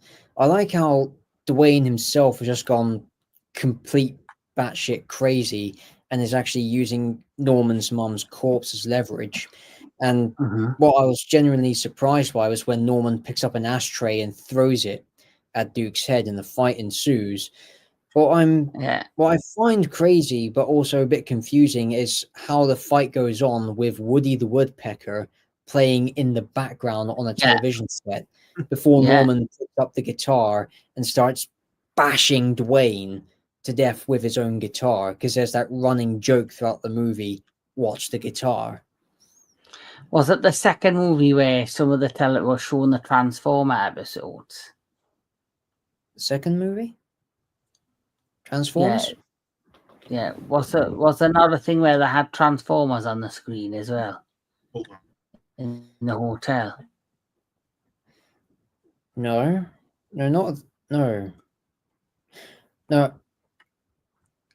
they didn't have that at the motel, no. But then there was in the diner, there were Transformers didn't first come out till 2 years later. No. I must be thinking of somewhere. I was watching something and it had where they had the Transformers on the telly in the background. It was the animated series. I can't remember what I was watching. No, But wasn't as that? as the plot progresses, right at the beginning, obviously Maureen's in a hotel room and he starts spying on her and you get to see her naked body and she goes into the bathroom to have a bath. He's in Mother Gear and he goes to basically commit the same crime he does at the beginning of the first film. But when he walks in, she's trying to commit suicide. yeah, And as he's glancing over her body, like in Mother Gear, she looks up at him, and because it's all cloudy with all the steam from the bath and the lighting, and he's in this Mother Gear, she looks up and she's got visions of the Virgin Mary. yeah, Which basically helps her regain her faith in many ways. that's right. And he now feels like he's got a soulmate in her because she's now changed her ways. And then Duke, like you say, and Venables are like plotting to like find information on him, and things kind of go haywire where you've got people who are coming to the stay at the motel who are there to go see a football game, but they're just using it, like you say, as a dirty stop out place. For a bit of hokey pokey, hanky panky. Or lampshade play. Yeah, and of course, that's something that he's not a big fan of. So one by one, it does turn into like an episode of Scream or, Friday the 13th or something like that, where he goes around and he starts killing the different women that are staying at the hotel. Like the one in the phone booth, the one in the bathroom. And this basically leads to people going missing, the police start getting involved. Venables then tells, obviously, Maureen what went on. So she ends up going back with a priest, which kind of affects Norman even more. And he starts getting phone calls, and then he sees the message after the police have left. When he goes up to his house and they go to get a search warrant, they look through the house. But in doing that, he thinks, oh shit, because Spool's body's apparently still in the bedroom. So he goes to go into the bedroom to stop them, but there's nothing there. And this is where the plot gets even thicker, because you're thinking, well, who's now removed the body?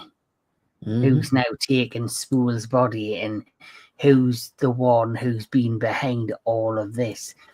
And then he finds a note saying, I'm in cabin 1, which is where everything took place in the first movie. Yeah. And like you see, you've got Woody Woodpecker on the television, the way it was all dim litted with shades of red and dark and all that. And then you suddenly bang, when you go in, you see a figure sitting down, and it turns out to be Duke, who, for me, I never expected it was going to be him. I expected it to be another twist, like the sheriff was like Stuhl's husband or something. I was expecting it to be another twist, or one of them was secretly his dad all this time. I didn't think it was going to be. I expected him to be killed straight away, if I'm honest with you, because he's just a scumbag. Oh, I was expecting Maury to lose the fucking plot, go crazy and be the one to kill him for the fact that he tried to sexually assault her in the car in the rain. I was expecting something like that to happen. But that whole scene, and then the fact that Norman was so irate, he actually, because he's a lot thinner than Duke, who's younger and muscular compared to him, but he put on a good fight and he hit him in the head with an ashtray. He then smashed the guitar over his head. Watch the guitar. I felt like I was watching Jeff Jarrett of WCW. Yeah. I felt like I was watching it. You just pissed me off. and hit him over the head with the guitar like Jeff Jarrett out the wrestling. But it was great. And then he thinks he's killed him. And you cannot tell me that the show Dexter is not inspired by Psycho. The fact that they do the thing where they get the plastic sheet and wrap the bodies up, puts them in the back of cars, and he wheels them off to some swamp to drop the bodies in. For me, this is how influential Psycho is, because any modern film about a local psychopath will be inspired either by this movie Psycho, or it'll be inspired by real life events like Jeff Dahmer or Ted Bundy. But if you had to pick a fictional film to base a psychotic character on, I think the go-to will always be Norman Bates. Yeah, because he, for me, is like the first fictional real psycho that everyone knows and is a horror icon. Who himself is based on a real life serial killer, Ed Gein. Yeah, because doesn't he call himself Ed in the fourth one? Yes. As an alias, yes. Right. Ed Gein is the. Do you think Duke knew about Bates the whole time, even before? I don't think he did. I think once he was approached by Tracy Venables in the bar, and she mentions his past, I think he then goes, right, and I'm going to snoop around, see what I can find, and if I can find something to use to my advantage, I'll do it. And that's exactly what he did. He found the mother. He found Stuhl's body, but instead of reporting it, he's done everything to leech money out of Norman. Yeah. That's what I think too. He's one of the. He probably made his whole living up to this point finding people he can blackmail and take advantage of. Yeah. Mm-hmm. Like from the get-go, they set his character up to be a scumbag from the moment Maureen got in the car with him to when Norman approaches the desk in the motel and he's got his head over the counter and looking in the till to see if there's any money in the till. He said, "Oh, anyone could steal the money, and be careful." He goes, "Oh, there's nothing much in the drawer anyway." Like you knew he was a bad dude. But I think the good twist with the mother being the one stuck in, taking the body and placing it in the apartment was a great touch. I don't think Norm planned on ever paying him anyway. No. So I don't think he would have cared. He would have just took the money off of his body. Yeah. And it's here because people thought that the ending of Psycho 2 was controversial for the plot twist. This one, I think, is probably even more so controversial because it in some ways undoes what Psycho 2 did. The reporter is looking through all of these old newspaper articles and finds an article that reads, Bates' child abducted in murder kidnapping. And it's actually debunked that Emma Spool is in fact the auntie of Norman, whereas the original Mrs. Bates, Norma, was Norman's real mother the whole time. And that's because the scriptwriter, Charles Edward Pogue, pretty much went out of his way to undermine the plot twist because he didn't like it. It's And just... it feels very soap opera. It feels like a soap opera, like an episode of Bold and the Beautiful or something, where there's like one episode, there's a twist. I'm not your auntie, I'm really your mother. But now it's like, guess what? I am your auntie. We're back to the status quo. It's like it was. I sometimes think it can hurt a story.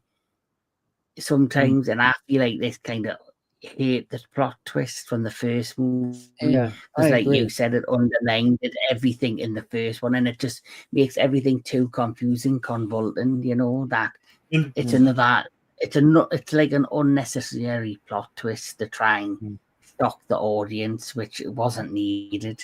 And I think the best thing they could have. if you're going to undermine a plot twist, then you better make sure your movie is better written than the movie with the plot twist you're trying to override. And even though I like this movie, I'm sorry, it's not better written than Psycho 2. I think it should have focused on Maureen and making her maybe on par with Norman, and having it where she loses the plot and she becomes like too much to handle, so it becomes him versus her. Yeah, You know, she could have been the one that killed Dwayne and killed Venables, and because she's becoming too much of a danger to expose Norman to everything he's doing, he has no choice but to take her out. You know, I think that would have been a better plot twist. And like, you could really do a lot with that. Like, say she kills the girl in the phone booth, and then Norman stumbles upon it and he thinks it was Mother, and he thinks he's really cleaning up after Mother when he's really cleaning up after this girl. yeah. How did the sheriff not check the ice box? Because he was scolding the report. He was scolding the reporter, and also he's just not good at his job. This Nancy Drew horse shit from you. So this film ends where you have that scene with Duke in the car. He's not dead, he wakes. The car goes into the swamp. Norman shits himself when the body comes up and he screams and leaves, which I thought was a great shot. Oh, him in the car and that water is coming around him. Yeah. That is scary. That is scary. That, I always think, what does it look like to the people in the car? And it's like, that's what it looks like. It has to be. It's like, wow, that situation I never want to be in. It was a great shot. Yeah. Like, in Anthony Perkins did that brilliantly. Like, when he screams underwater and the bubbles out, you actually felt for him. You're like, shit, he's going to drown. Yeah. I really enjoyed that. Like you say, that's some of the shots in this that are brilliant. And then the film basically ends where, I thought Maureen's death was crazy. Like, just like the first one, she comes back from the convent or comes back from the priest when he's gotten out of the car, and she goes up the stairs to see him, but his hands are covered in the wet, slippery mud. She goes to hold his hand at the top of the stairs, and she suddenly falls back down the stairs. And they're trying to recreate the shot from the first movie. But they overdid it. Yeah. And then she ends up smashing her neck or stabbing herself in the back of the neck via this statue arrow with an arrow sticking out.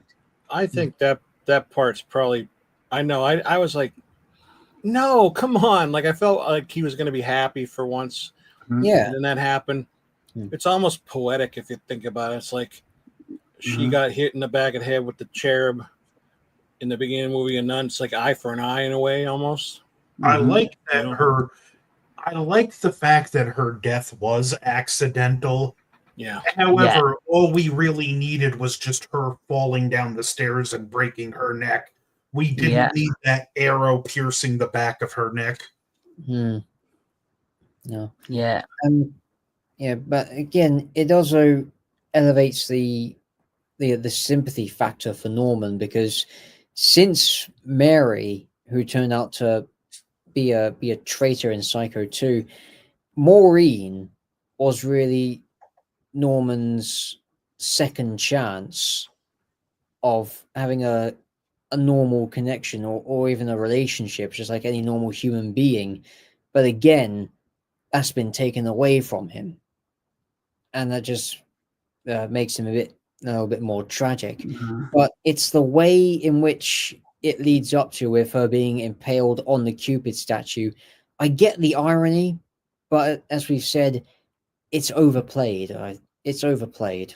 And then right at the end, like you say, Tracy Venables reveals all this, soap opera twists and turns of, guess what, Spool wasn't your mother, she was your auntie who was jealous that her husband had an affair with your mother, so I killed your husband. And I killed my husband, and then blah, blah, blah, blah. And just as, Norman's mother is shouting in his head to kill her, he then finally relents and, doesn't want this controlled by the personality of mother anymore, and smashes the arm and smashes the corpse, and is like, you said I couldn't do it. Now look, who's chicken now?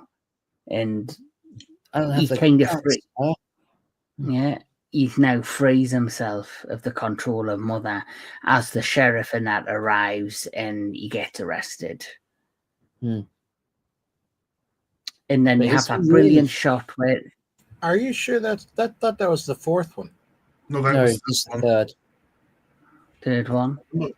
I do like too that when the sheriff's hauling him off, the fact that he's not mad at Norman, but he's clearly disappointed. Yeah, and he says you're probably never going to get out again. You'll probably be incarcerated for life. And I like how Norman looks at him and goes, but at least I'll be free. Yeah. And then he sits in the back of the car and with the handcuffs on, and he looks at the screen, and he suddenly pulls something out of his sleeve, and it's the corpse's hand of stool. And he looks up at the camera with the same look on his face that he had from the first movie. Yep.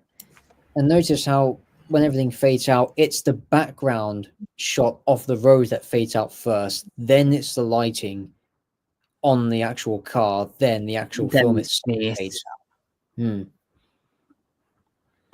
Brilliant. I think I was thinking he did that in the house when he went in the end of the fourth one. I was thinking he did that. I mix it. I just watched them, so they're all like they're fresh, but they're kind of like conjumbled. You know what I mean? Yeah. So for me, the third one's good, but it's got some things that are just too it tries to do too much. But I didn't even think, but I liked how it ended. I like how Norman, even though he's been arrested and is going back to prison, I like how it ends where he's found inner peace. Yeah. And even though he's holding the hand and he looks at the camera with that sinister face, it's like he's doing that to mother. He's like, you didn't beat me. I'm going to be free of you. But just when we thought we were done, we weren't, because we got Psycho 4, The Beginning, which really surprised, which I thought...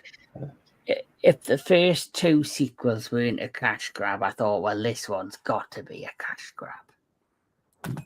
Unless you realise it was a made-for-TV movie. Yes. Is it one? Was. Yeah. Yes. It has a feel to it, I could tell. And this is your main cast of the third one. So Norman Bates' mother is British for some fucking reason. Which I had no clue why. And obviously, there's the guy from E.T. who we all know and love. Yeah. Yes. What did you guys think of him playing young Norman? I thought it was perfect. Yeah. Yeah. I think Dan would have been better cast, but were you alive then? I don't think you were. I think he did way better than he had any right to. Right? Yeah. But it does take a few moments to get used to it. True. And the one thing I've noticed, he's kind of disappeared for a while. Henry Thomas, but then all of a sudden he seemed, him and Mike Flanagan, who does a lot of horror stuff on Netflix and is now doing horror stuff for Amazon, is also going to be who directed The Monkey that came out earlier this year, and he's also doing the next Exorcist movie. He seems to work a lot with him, and he seems to be really doing well in the world of horror. Yeah, like he was in Midnight Mass, and he did a great job in Midnight Mass. What was the first show from those kind of movies or those shows that came out? It was from Mike Flanagan. Yeah, House on the Haunting of Hill House.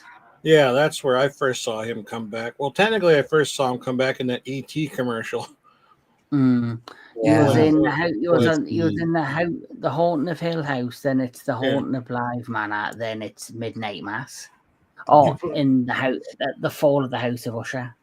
Yeah. What's kind Yeah. of cool, you mentioned the monkey. That was Norman Bates' son directing. Oz Perkins. Oh wow! Yeah, Yeah. yeah, Yeah, Yeah. he's now the last of the Perkins family remaining now. yeah. Well, I watched the monkey. It was okay. It was okay, but Psycho 4: The Beginning. Psycho 4: The Beginning is a 1990 American slasher television film. Directed by Mike Garris and starring Anthony Perkins, Henry Thomas, Olivia Hussey, Warren Frost, Donna Mitchell, and CCH Pounder. That sounds like a porn name. If I've never heard. CCH Pounder.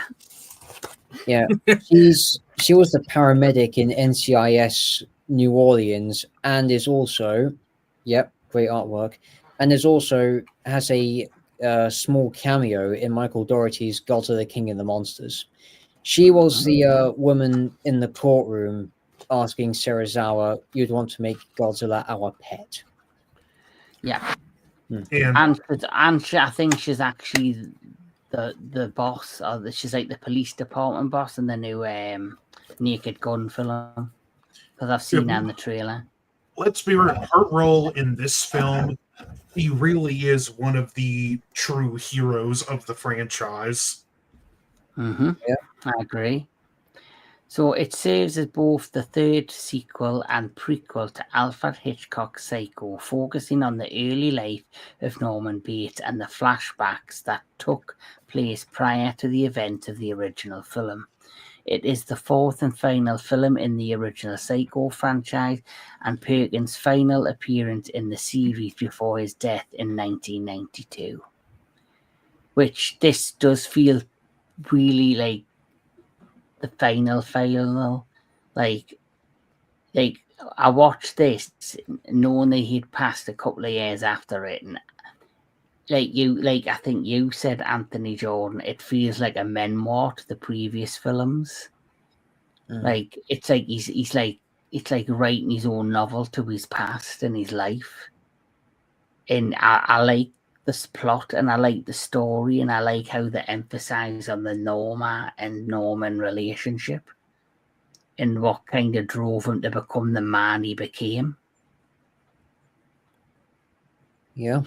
Also found it very fucking odd that right at the beginning it's based at a radio station talking about young men who kill their mothers, and he's in a house cooking dinner, bringing in the radio station when the previous film he was arrested.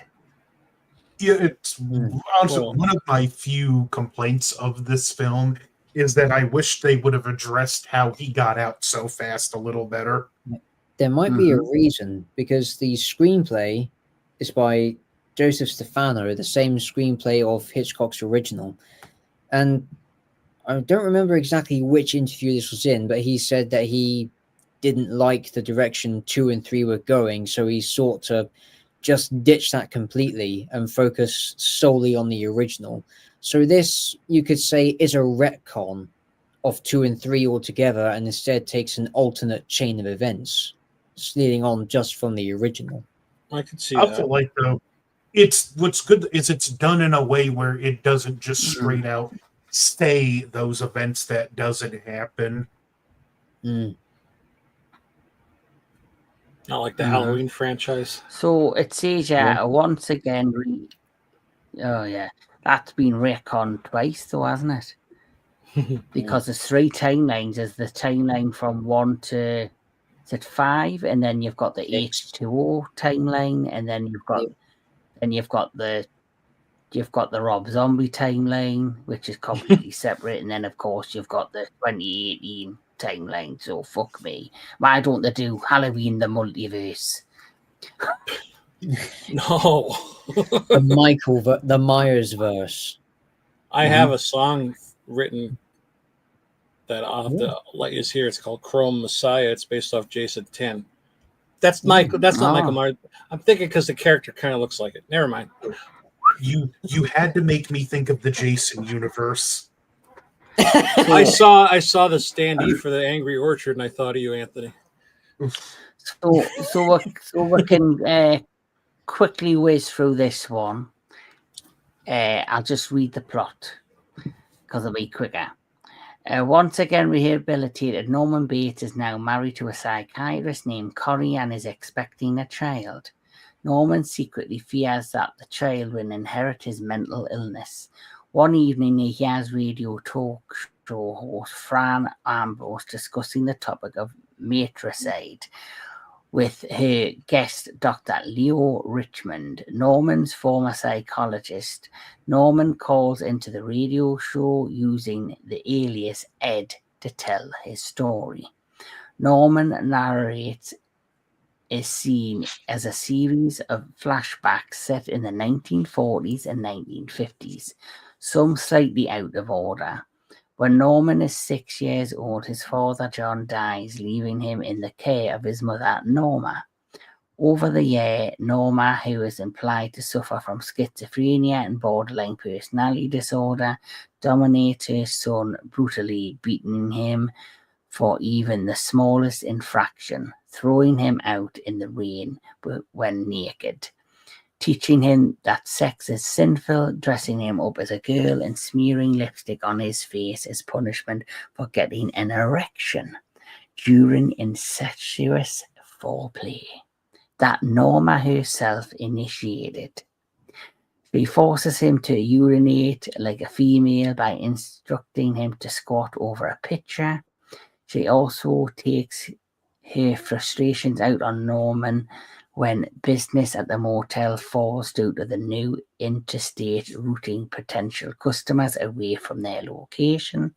The two live in a contented isolation until in 1949 she becomes engaged to a brutish man named Chet Rudolph, who openly bullies Norman, much to Norma's delight. Driven over the edge with jealousy and sick of Chet's constant abuse, Norman kills both of them by serving them poison-iced tea. He disposes of Chet's body before stealing and preserving his mother's corpse. He develops a split personality in which he becomes his mother to suppress the guilt of murdering her.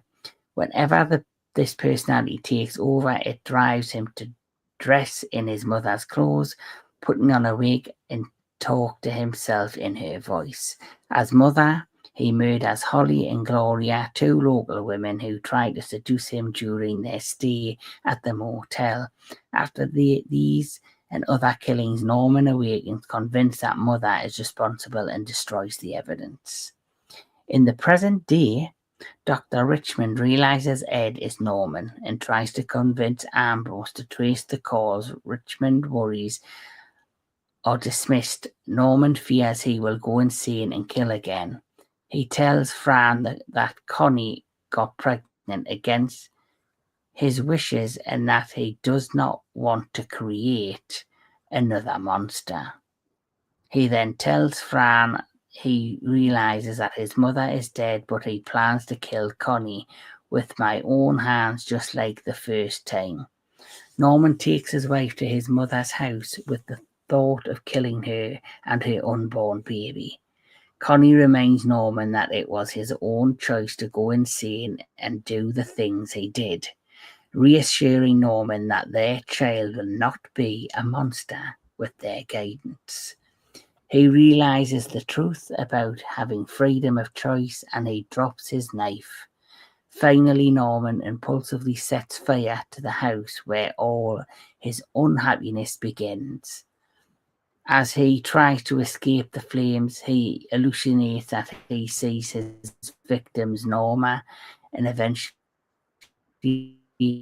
himself preserving her corpse. Norman barely flees the burning house alive. Examining the ruins of the house the next day, Norman happily declares himself finally free of his mother. As he and Connie leave, the wooden cellar door of the house closes on a rocking chair that continues to rock, at which point Mother screams for Norman to release her before the screen cuts to black and the sound of the baby crying is heard. So, gentlemen, your thoughts on the fourth movie? We'll start with Anthony Jordan. Also, I think this is just a really great one and a satisfying end. This just did things. The final confrontation was just so thematic, and up to that, we see Anthony Perkins was ill during filming, like Donald Pleasance and The Curse of Michael Myers, and you can kind of see he does look kind of sickly in this. Mm-hmm. He was taking treatment during. I love everything leading up to that final part. Like, we have the radio host who's trying to talk him down and really becomes one of the heroes of the franchise. And then there's when he calls his wife to the motel, and there's the scene in the house, and it's the one time in the franchise, and it's why I believe he was finally rehabilitated. It's because this time he puts the knife down by choice. The other times, the knife was taken away from him. And then he burns the house and metaphorically faces off against his demons as he's doing so, as he sees sees images of and hallucinations of the people he killed. And also, I should add the scene where he poisons his mother and her husband. We've always heard about this scene, and it's one of those points where you're like, should they really go there? Because how can it live up to what we've heard and what we've imagined? And I feel this scene, it really does live up to it, because it's really more brutal than what you ever imagined it was. I was shocked, like, with the scene, like, how it was presented on screen. But I thought it did a fantastic job, and it really set up, when you go back to the first movie and you hear or the second movie and you hear how he killed her, to actually see it in the way they filmed it and the way it come across, it really set up and made you understand the events of the previous films as well. Yeah.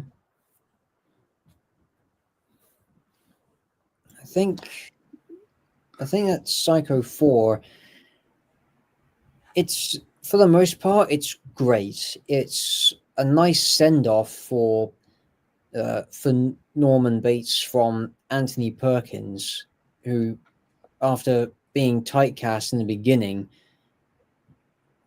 he returned reluctantly, but actually made the character his own after being given to him by Hitchcock originally. So, the things I do have with it is, okay, it's half a prequel, which is interesting, but I feel that there were some details that were left better to the imagination. But I agree with what Anthony said, that the way the film shows it through Mick Garris's direction, it really makes it a lot more brutal and even a lot more disturbing than the previous films alluded to it. And a lot of people, when they realize that this was a made-for-TV movie, they think that there would be bottom of the barrel. But holy shit, like Psycho 2, it exceeds expectations at first glance. I still wish they would have, like, really fully revealed how he got out of prison now. Like, when he gets told... I just assumed it was like he just got rehabilitated and she put in a good word kind of thing. Let's keep it... This is set. These films are set in California, and especially like from the 80s on up to now, it's even 70s. They become super increasingly easy on crime. So honestly, the more I think about it, I don't feel it's as much of a stretch of imagination to say that the California courts would be just say, well, you're not guilty by insanity, and then a few years later, well, you're clearly healthy enough to return to society. Yeah. I just found that part a bit unbelievable that he got out. But I think they had to do something to showcase why he is the way. I think it would have been great if they did like a Joker Harlequin scenario where you seen him in a padded cell and a psychiatrist comes and sits down next to him on a stool and she goes, "Tell us your story." And he starts, mouthing off his history with his mother's experience. They actually did that in a short film titled Mother, which was with the involvement of Psycho 2 screenwriter Tom Holland. Mm-hmm. And also, I believe it did one thing. If I remember, there is a line in the movie where it does state he's still on probation. Yeah. He probably said it to the radio or something. Yeah, I think that would have been a better way to go, where it's like after the events of the third film where he is in prison and he's sitting down and he's talking to the psychologist, and then you get like the history of his past with his mother. Which should be like, since maybe he's calmed down now since it's years later, and or say, well, it could be possible they could let him out because in Psycho 2, it's 22 years later and he's rehabilitated. Let's say if Psycho 2 and 3 didn't happen and it's even more years later, it's possible that he could have been rehabilitated and let out. Like, I guess you're not supposed to think of that. Yeah. Bates Motel is the name of the television show. Yep. There were 2 attempts of that, actually. The first in 1987, after the critical and commercial failure of Psycho 3, Universal tried to sell Psycho as a TV series, which they did with a TV pilot starring Bud Cort and Laurie Petty. Now, pen and paper, it sounds interesting, but execution, it can be described as that block of cheese you have sitting in the back of your fridge, and you only just remember it exists after it's gone moldy and ruined the entire fridge. Then there's the Sounds TV marvelous. series with Freddie Highmore and Vera Figueroa from A&E TV. Yeah, that's a good show. Yes. But the fourth one I do like because it kind of rounds everything off at the end, and they give him like a happy ending. Yeah. But I also feel like that we need the fourth one. No. I think But it was. we also because it didn't was- need a second one. I think it was because it was. But the 30 years. second one the second one was great. Oh yeah. I think it's This because one's just okay. Yeah, I think it's because there was a 30-year anniversary of Psycho. They were like, well, shit, 30 years, a big number. Let's do something. Mm-hmm. And that's, looking back at it, that's what the impression I get from the movie sometimes. And it was also ironic that it coincided with the third and then final Psycho novel from Robert Bloch, which Universal and Robert Bloch didn't get along so well, and when they saw the 2 sequel novels, it wasn't casting Hollywood in a particularly favorable light, so they chose to ditch the novels and do their own storyline, with Norman Bates being front and center. These 2 novels, Psycho 2 and Psycho House, they're basically more like a commentary on how Bloch views Hollywood as exploitative and really pushing out the slasher genre of movies that were prevalent throughout that time in Hollywood history. Aha. Oh, if only he could have And then- lived in modern Hollywood. Mm-hmm. And then yes, he did. Yes, he did. Yeah. So, for well, obviously Dan read the books. Did anybody else read the books? no. But after the end of the fourth film, unfortunately, we did get Oh, the remake. You mean that movie wasn't a collective fever dream? I mean, see what you've done, Kevin. You've made Anthony turn off his camera.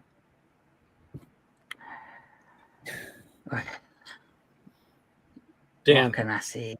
What's better, the movies or the books?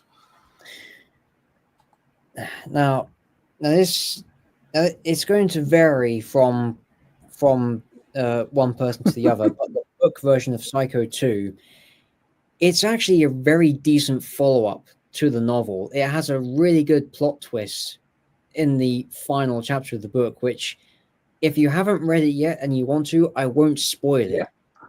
And Psycho House, now, this is 30 years after the original novel, and the Bates Motel and the house have been turned into a tourist attraction, but someone is going around murdering people around the property, and a crime writer comes in from out of town with the ambition of advancing her career by solving the crime. Pen and paper, it sounds good, but there is a character who is sort of a cult expert, and now thankfully Block doesn't actually go down this road, but he brings up the notion of a demon somehow making its way into the Bates family line, making Norma Bates go insane, and that was passed on to Norman, then it passed on to someone else. Thankfully, basically they turned it into the fucking Conjuring.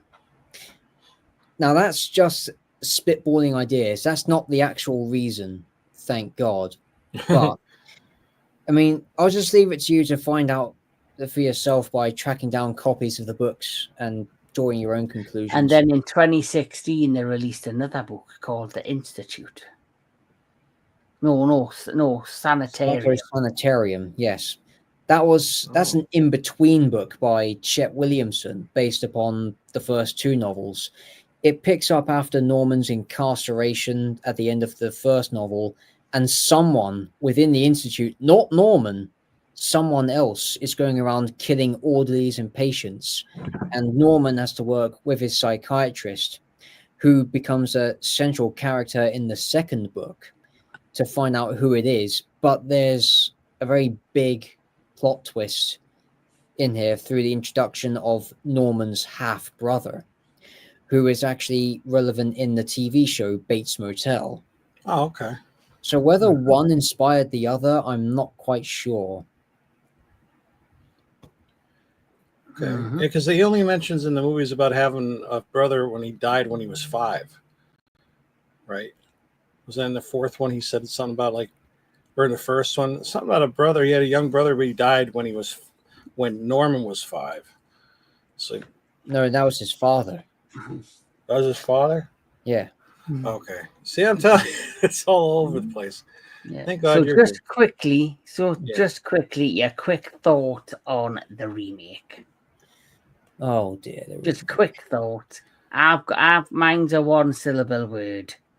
Shit. Nah. I don't think it's I don't think it's shit.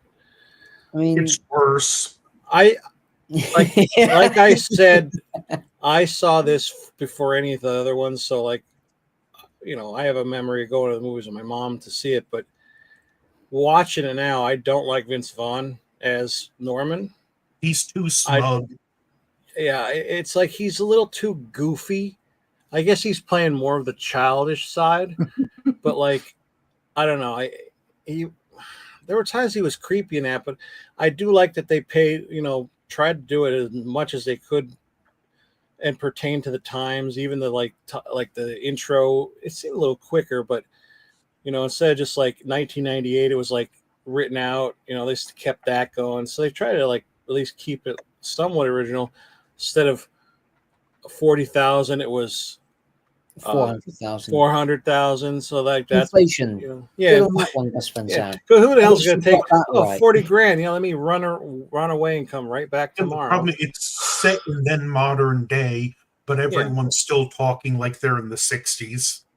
Yeah. Well, that's another just homage kind of thing. This is what I call cinematic larceny. Also, one thing and I'm not trying to compliment this movie, but one thing I do find interesting, just the opening shot in the way it like pans into the city. Mhm. That's how Hitchcock actually envisioned the opening shot originally, but because of technology and budget, he couldn't do it. So, this film, to quote the New War of the Worlds trailer, it's worse than you think. But I do find that one shot, at least, it's cool to see something how Hitchcock originally envisioned it on screen. Yes. I mean, the whole movie, it feels very much like a college experiment. And keep in mind, Gus Van Sant, this was him at the height of his career as a filmmaker. And he decided, and people thought back in the 80s that a sequel to Psycho was sacrilege. Outright remaking the original, that was a whole other thing. And not only does it line for line and beat for beat remake, like the dialogue is the same, and the most of the camera work is the same. But I mean, my God, could the wardrobes be any more flashier and mismatching for the characters and the setting? And then there's the random flashes when people are getting killed. Yeah, like, I'm sorry, okay, so you have Arbogast being knifed at the top of the stairs and cut away to a woman with a blindfold. Then you cut to a sheep in the middle of the road during a rainstorm. And then during the shower scene, there are clouds. Clouds? They make the rain. Care Bears are What is going on? They make rain. Because I think the Care Bears are watching. The single biggest offense this movie has. Let me say it. When he's jerking off. No. No. It's the scene where he's sinking the car in the swamp. If you look at the original, Norman has this very nervous energy, where in this one he's very smug, like arrogant and proud about it. That's what I mean. Like, he takes on more of a childish approach, I think, too. But I don't like that. I like the original way he did. He's too happy. Like, he's like, oh, it's gonna sink. He's too happy. Well, like you said, he was in the original. He's just like, oh God, is it gonna go down? Oh God, we all felt that. At least I respect Danny Elfman for taking Herman's original soundtrack respectfully. Yes. Yeah. That's the only thing I like about it. It kept the original sound. Yeah. Well, here we are. We've talked about the show, about the 5 movies, and of course we do know there is the television show, which is also quite good. I do quite enjoy the show. For me, it's another take on the Psycho franchise, and I think they do a good job at it. And I like how it was pasted out throughout the show, from the first episode to the final episode. So, but we're not going to go into the television show. So, it's time with final thoughts and we're ratings from 1 to 5. Well, 1 to 4. Book the remake. That's number 10. That's not even on the list. We've acknowledged that exists. I watched it. I want to hear your rating. Okay, you made us watch it. At number 9,999, the remake. Right. Well, since you mentioned it, Mr. Tony the Dead, you can go first. I'll go first. He wants to like do stuff to me. Well, of course, we all know the first one's 10 out of 10. You know, if it could go higher, it would. Second one, I really do like the second one a lot. Are you ranking them like which is your favorite? Oh, is that what we're doing? Oh, I was giving an individual rating. Oh, okay. Well, the top one, are we going? I'll just do the top. 4, we've 3, done 2, 1. 5 films. So the five will be your worst. Up to Okay. number 1 will be your favorite out of the 5 films. Okay, yeah. Well, 5 is obviously the remake. I guess it would go in order. To be honest, it would just be, number 1. First movie's first, second one is second, third one is third, fourth, like that. Yeah. And your final thoughts on the whole series? I'm glad I got to watch it all now. I've been wanting to crack into this, and I haven't. So now I did, and I'm glad I got to see them. And like Anthony said, this franchise is way. Well, how did you put it? It's way too good for what it should be. I said it's become way, considering they're a sequel to a Hitchcock masterpiece. This franchise became way better than it had any right to be. Yeah, I 100% agree with that statement. Yeah, I enjoyed them, and glad I got to watch them. I say the Bates Motel TV show feels more like a fan fiction than the sequels. Yeah.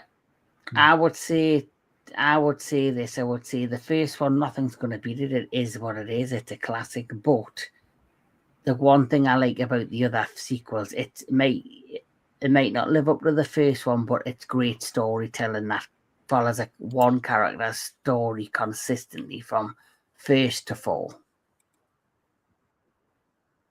That's what I would say. So Daniel Miller, final thoughts and rankings. All right.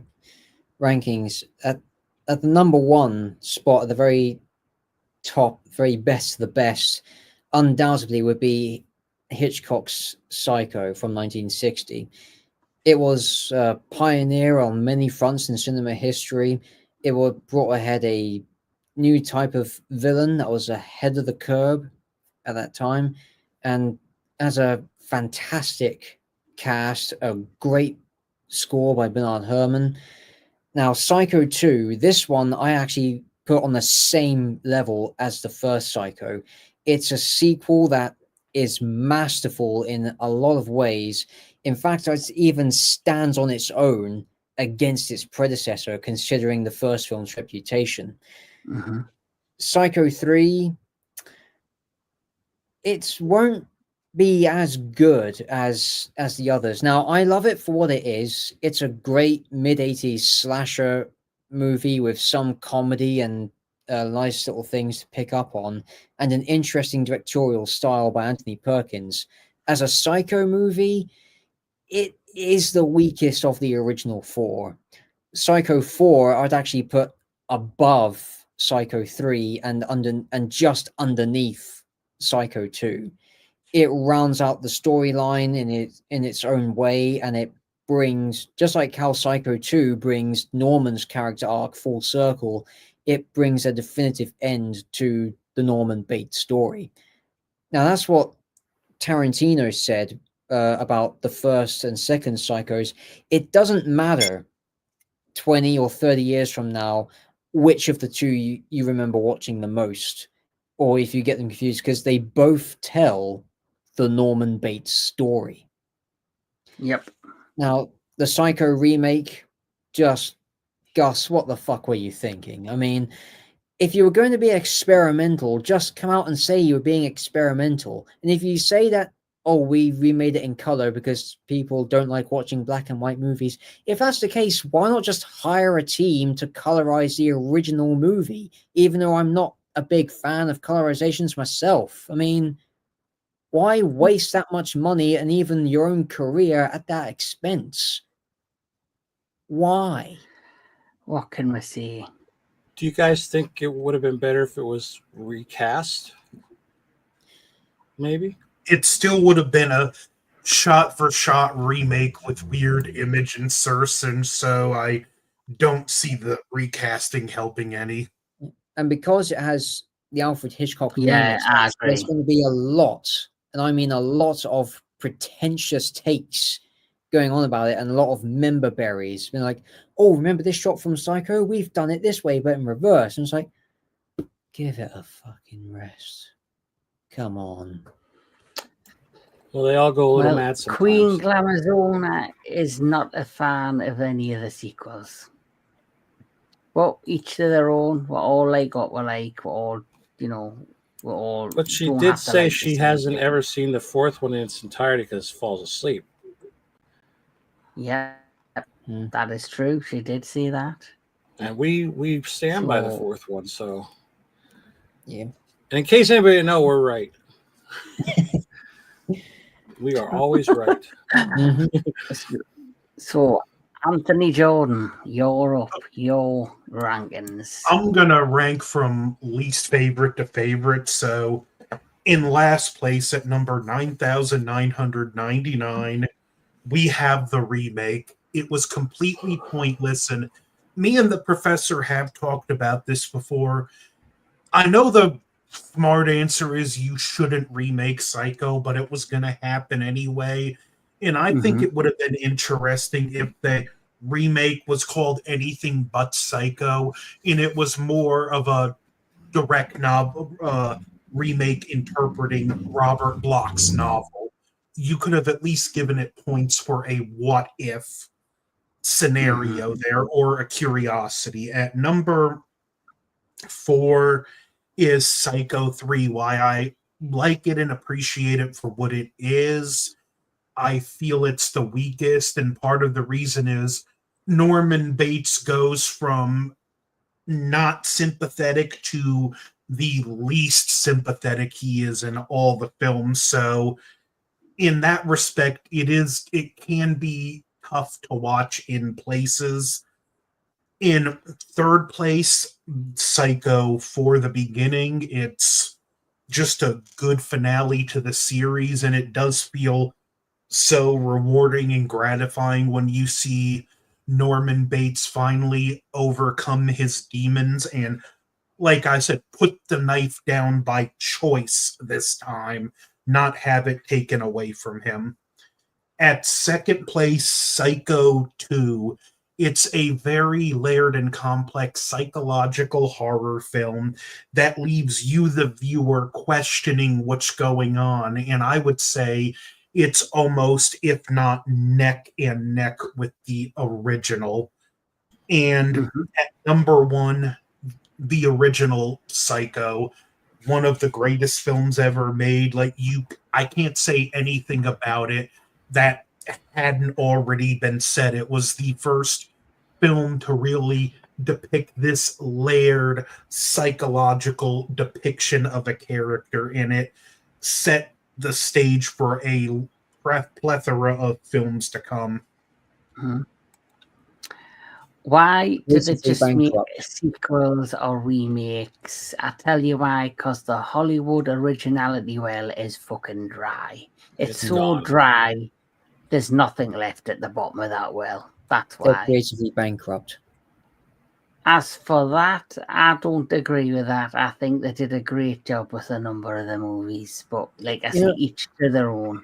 Yeah. Yeah. If you want an example of exploiting the Hitchcock brand, just look at the sequel to The Birds. Yep. Yes, they actually made a sequel to The Birds, and it was awful. Yep. I know. they I did. did have it. Vinegar Syndrome put it out, but I didn't watch it because I didn't want it. Mhm. But as for me, my rankings from 5 to 1, at number 5, the remake, because it's shit. Number 4 would have to be number 3, because I hate the soap opera crap that they did at the end where they change it. Well, it wasn't your mother, it was your auntie, and your auntie killed your father, and your mother really was your mother. But yet we told you at the end of the second one that it wasn't your mother, that I'm your mother. That it just got too fucked up like a soap opera. I didn't like it. But the third one has it. The third one though has good things to it, but I found it a bit too frustrating. The fourth one, even though I don't think it's necessary, I would say the fourth one's next in line after the third one. So the remake, the third one. So the remake's 5, the third one's 4, the fourth one is 3, and of course, number 2 and 1 have to be where they're placed at the top. I think for me, going forward, I could easily watch the first one and the second one back to back and just end it with the second one, because I love how the ending of the second one where he wins and he's standing at the top of the stairs and he's like, he's forgot his freedom, but you know, it's like it's the first time you cheer somebody who, yes, he's kind of a villain, but he's a sympathetic villain, and you're glad that he wins and he escapes at the end. And it's very rare you have that in a movie, and I really enjoyed it. The one thing I will say about the storytelling of the Psycho movies, we've done in Into the Darkness, the franchise discussion, we've done a load of franchises. You look at Wishmaster, you look at Pumpkinhead. Each, after you get past the first 2 films, generally every other film is like a standalone story or is inconsistent in linking it up with the other movies. The one thing you can see with the Psycho films, whether you enjoy them or don't, they are quite consistent, even though the third one has that fucking weird storyline. Yeah, it's still an on-flowing story that you can get into and watch and follow, and it's consistent. And what makes it more consistent is you've got the same cast members in each movie. Anthony Perkins does an amazing job playing Norman Bates, and he stuck to the role. And without him, those films would not be as memorable or as successful. Yeah, that's right. So that's our rankings, and it's been a pleasure, gentlemen, of course, looking at this particular franchise. The next Into the Darkness franchise discussion, I have decided, and it's going to be this one. Oh. The Hills Have Eyes. It's over there. I can't reach it. So we'll be looking at the original sequel, and then the remake, and the sequel to the remake. So that will be 4 movies. That will be when next Into the Darkness discussion. And if Mr. Daniel Miller would like to appear on that one, he's more than welcome. Thank you, but gentlemen, I've had a blast. Thank you for doing this with me. It's been great to explore these films, and they're all really enjoyable. And unlike a lot of horror films and sequels that kind of lose the steam, this one, like I say, is consistent, and it's something you can go back to and enjoy. Yeah. Unlike Wishmaster, unlike Pumpkinhead, yeah, even things like what you call it, Jeepers Creepers. I can watch the first and the second one, but the next ones are a bit fuzzy to me. I've only seen the first 2, and I'm fine with that. I actually like the second one more than the first one. So, the Species movies as well. Yes, well, we're all going to be exploring Jeepers Creepers in the future as well. But from me and from all my guests, what can I say? Thank you for watching. Thank you for all your comments and interacting with us. We like it when the crowd and the viewers interact with it. It makes the show even better. And I do appreciate you tuning in. To everybody watching, please like, share, and subscribe to all of these guys' channels. Mr. Tony the Dead, Anthony Jordan, Movies and Gaming, and of course Dan Filliman. Got some great content, as well as all of these guys have amazing content as well. And if you're not subscribed, please like, share, and subscribe to the Entertainment Headquarters. And keep loving your horror movies. Keep going into the darkness when you can. And we'll catch us all at the next one. Take care, everybody.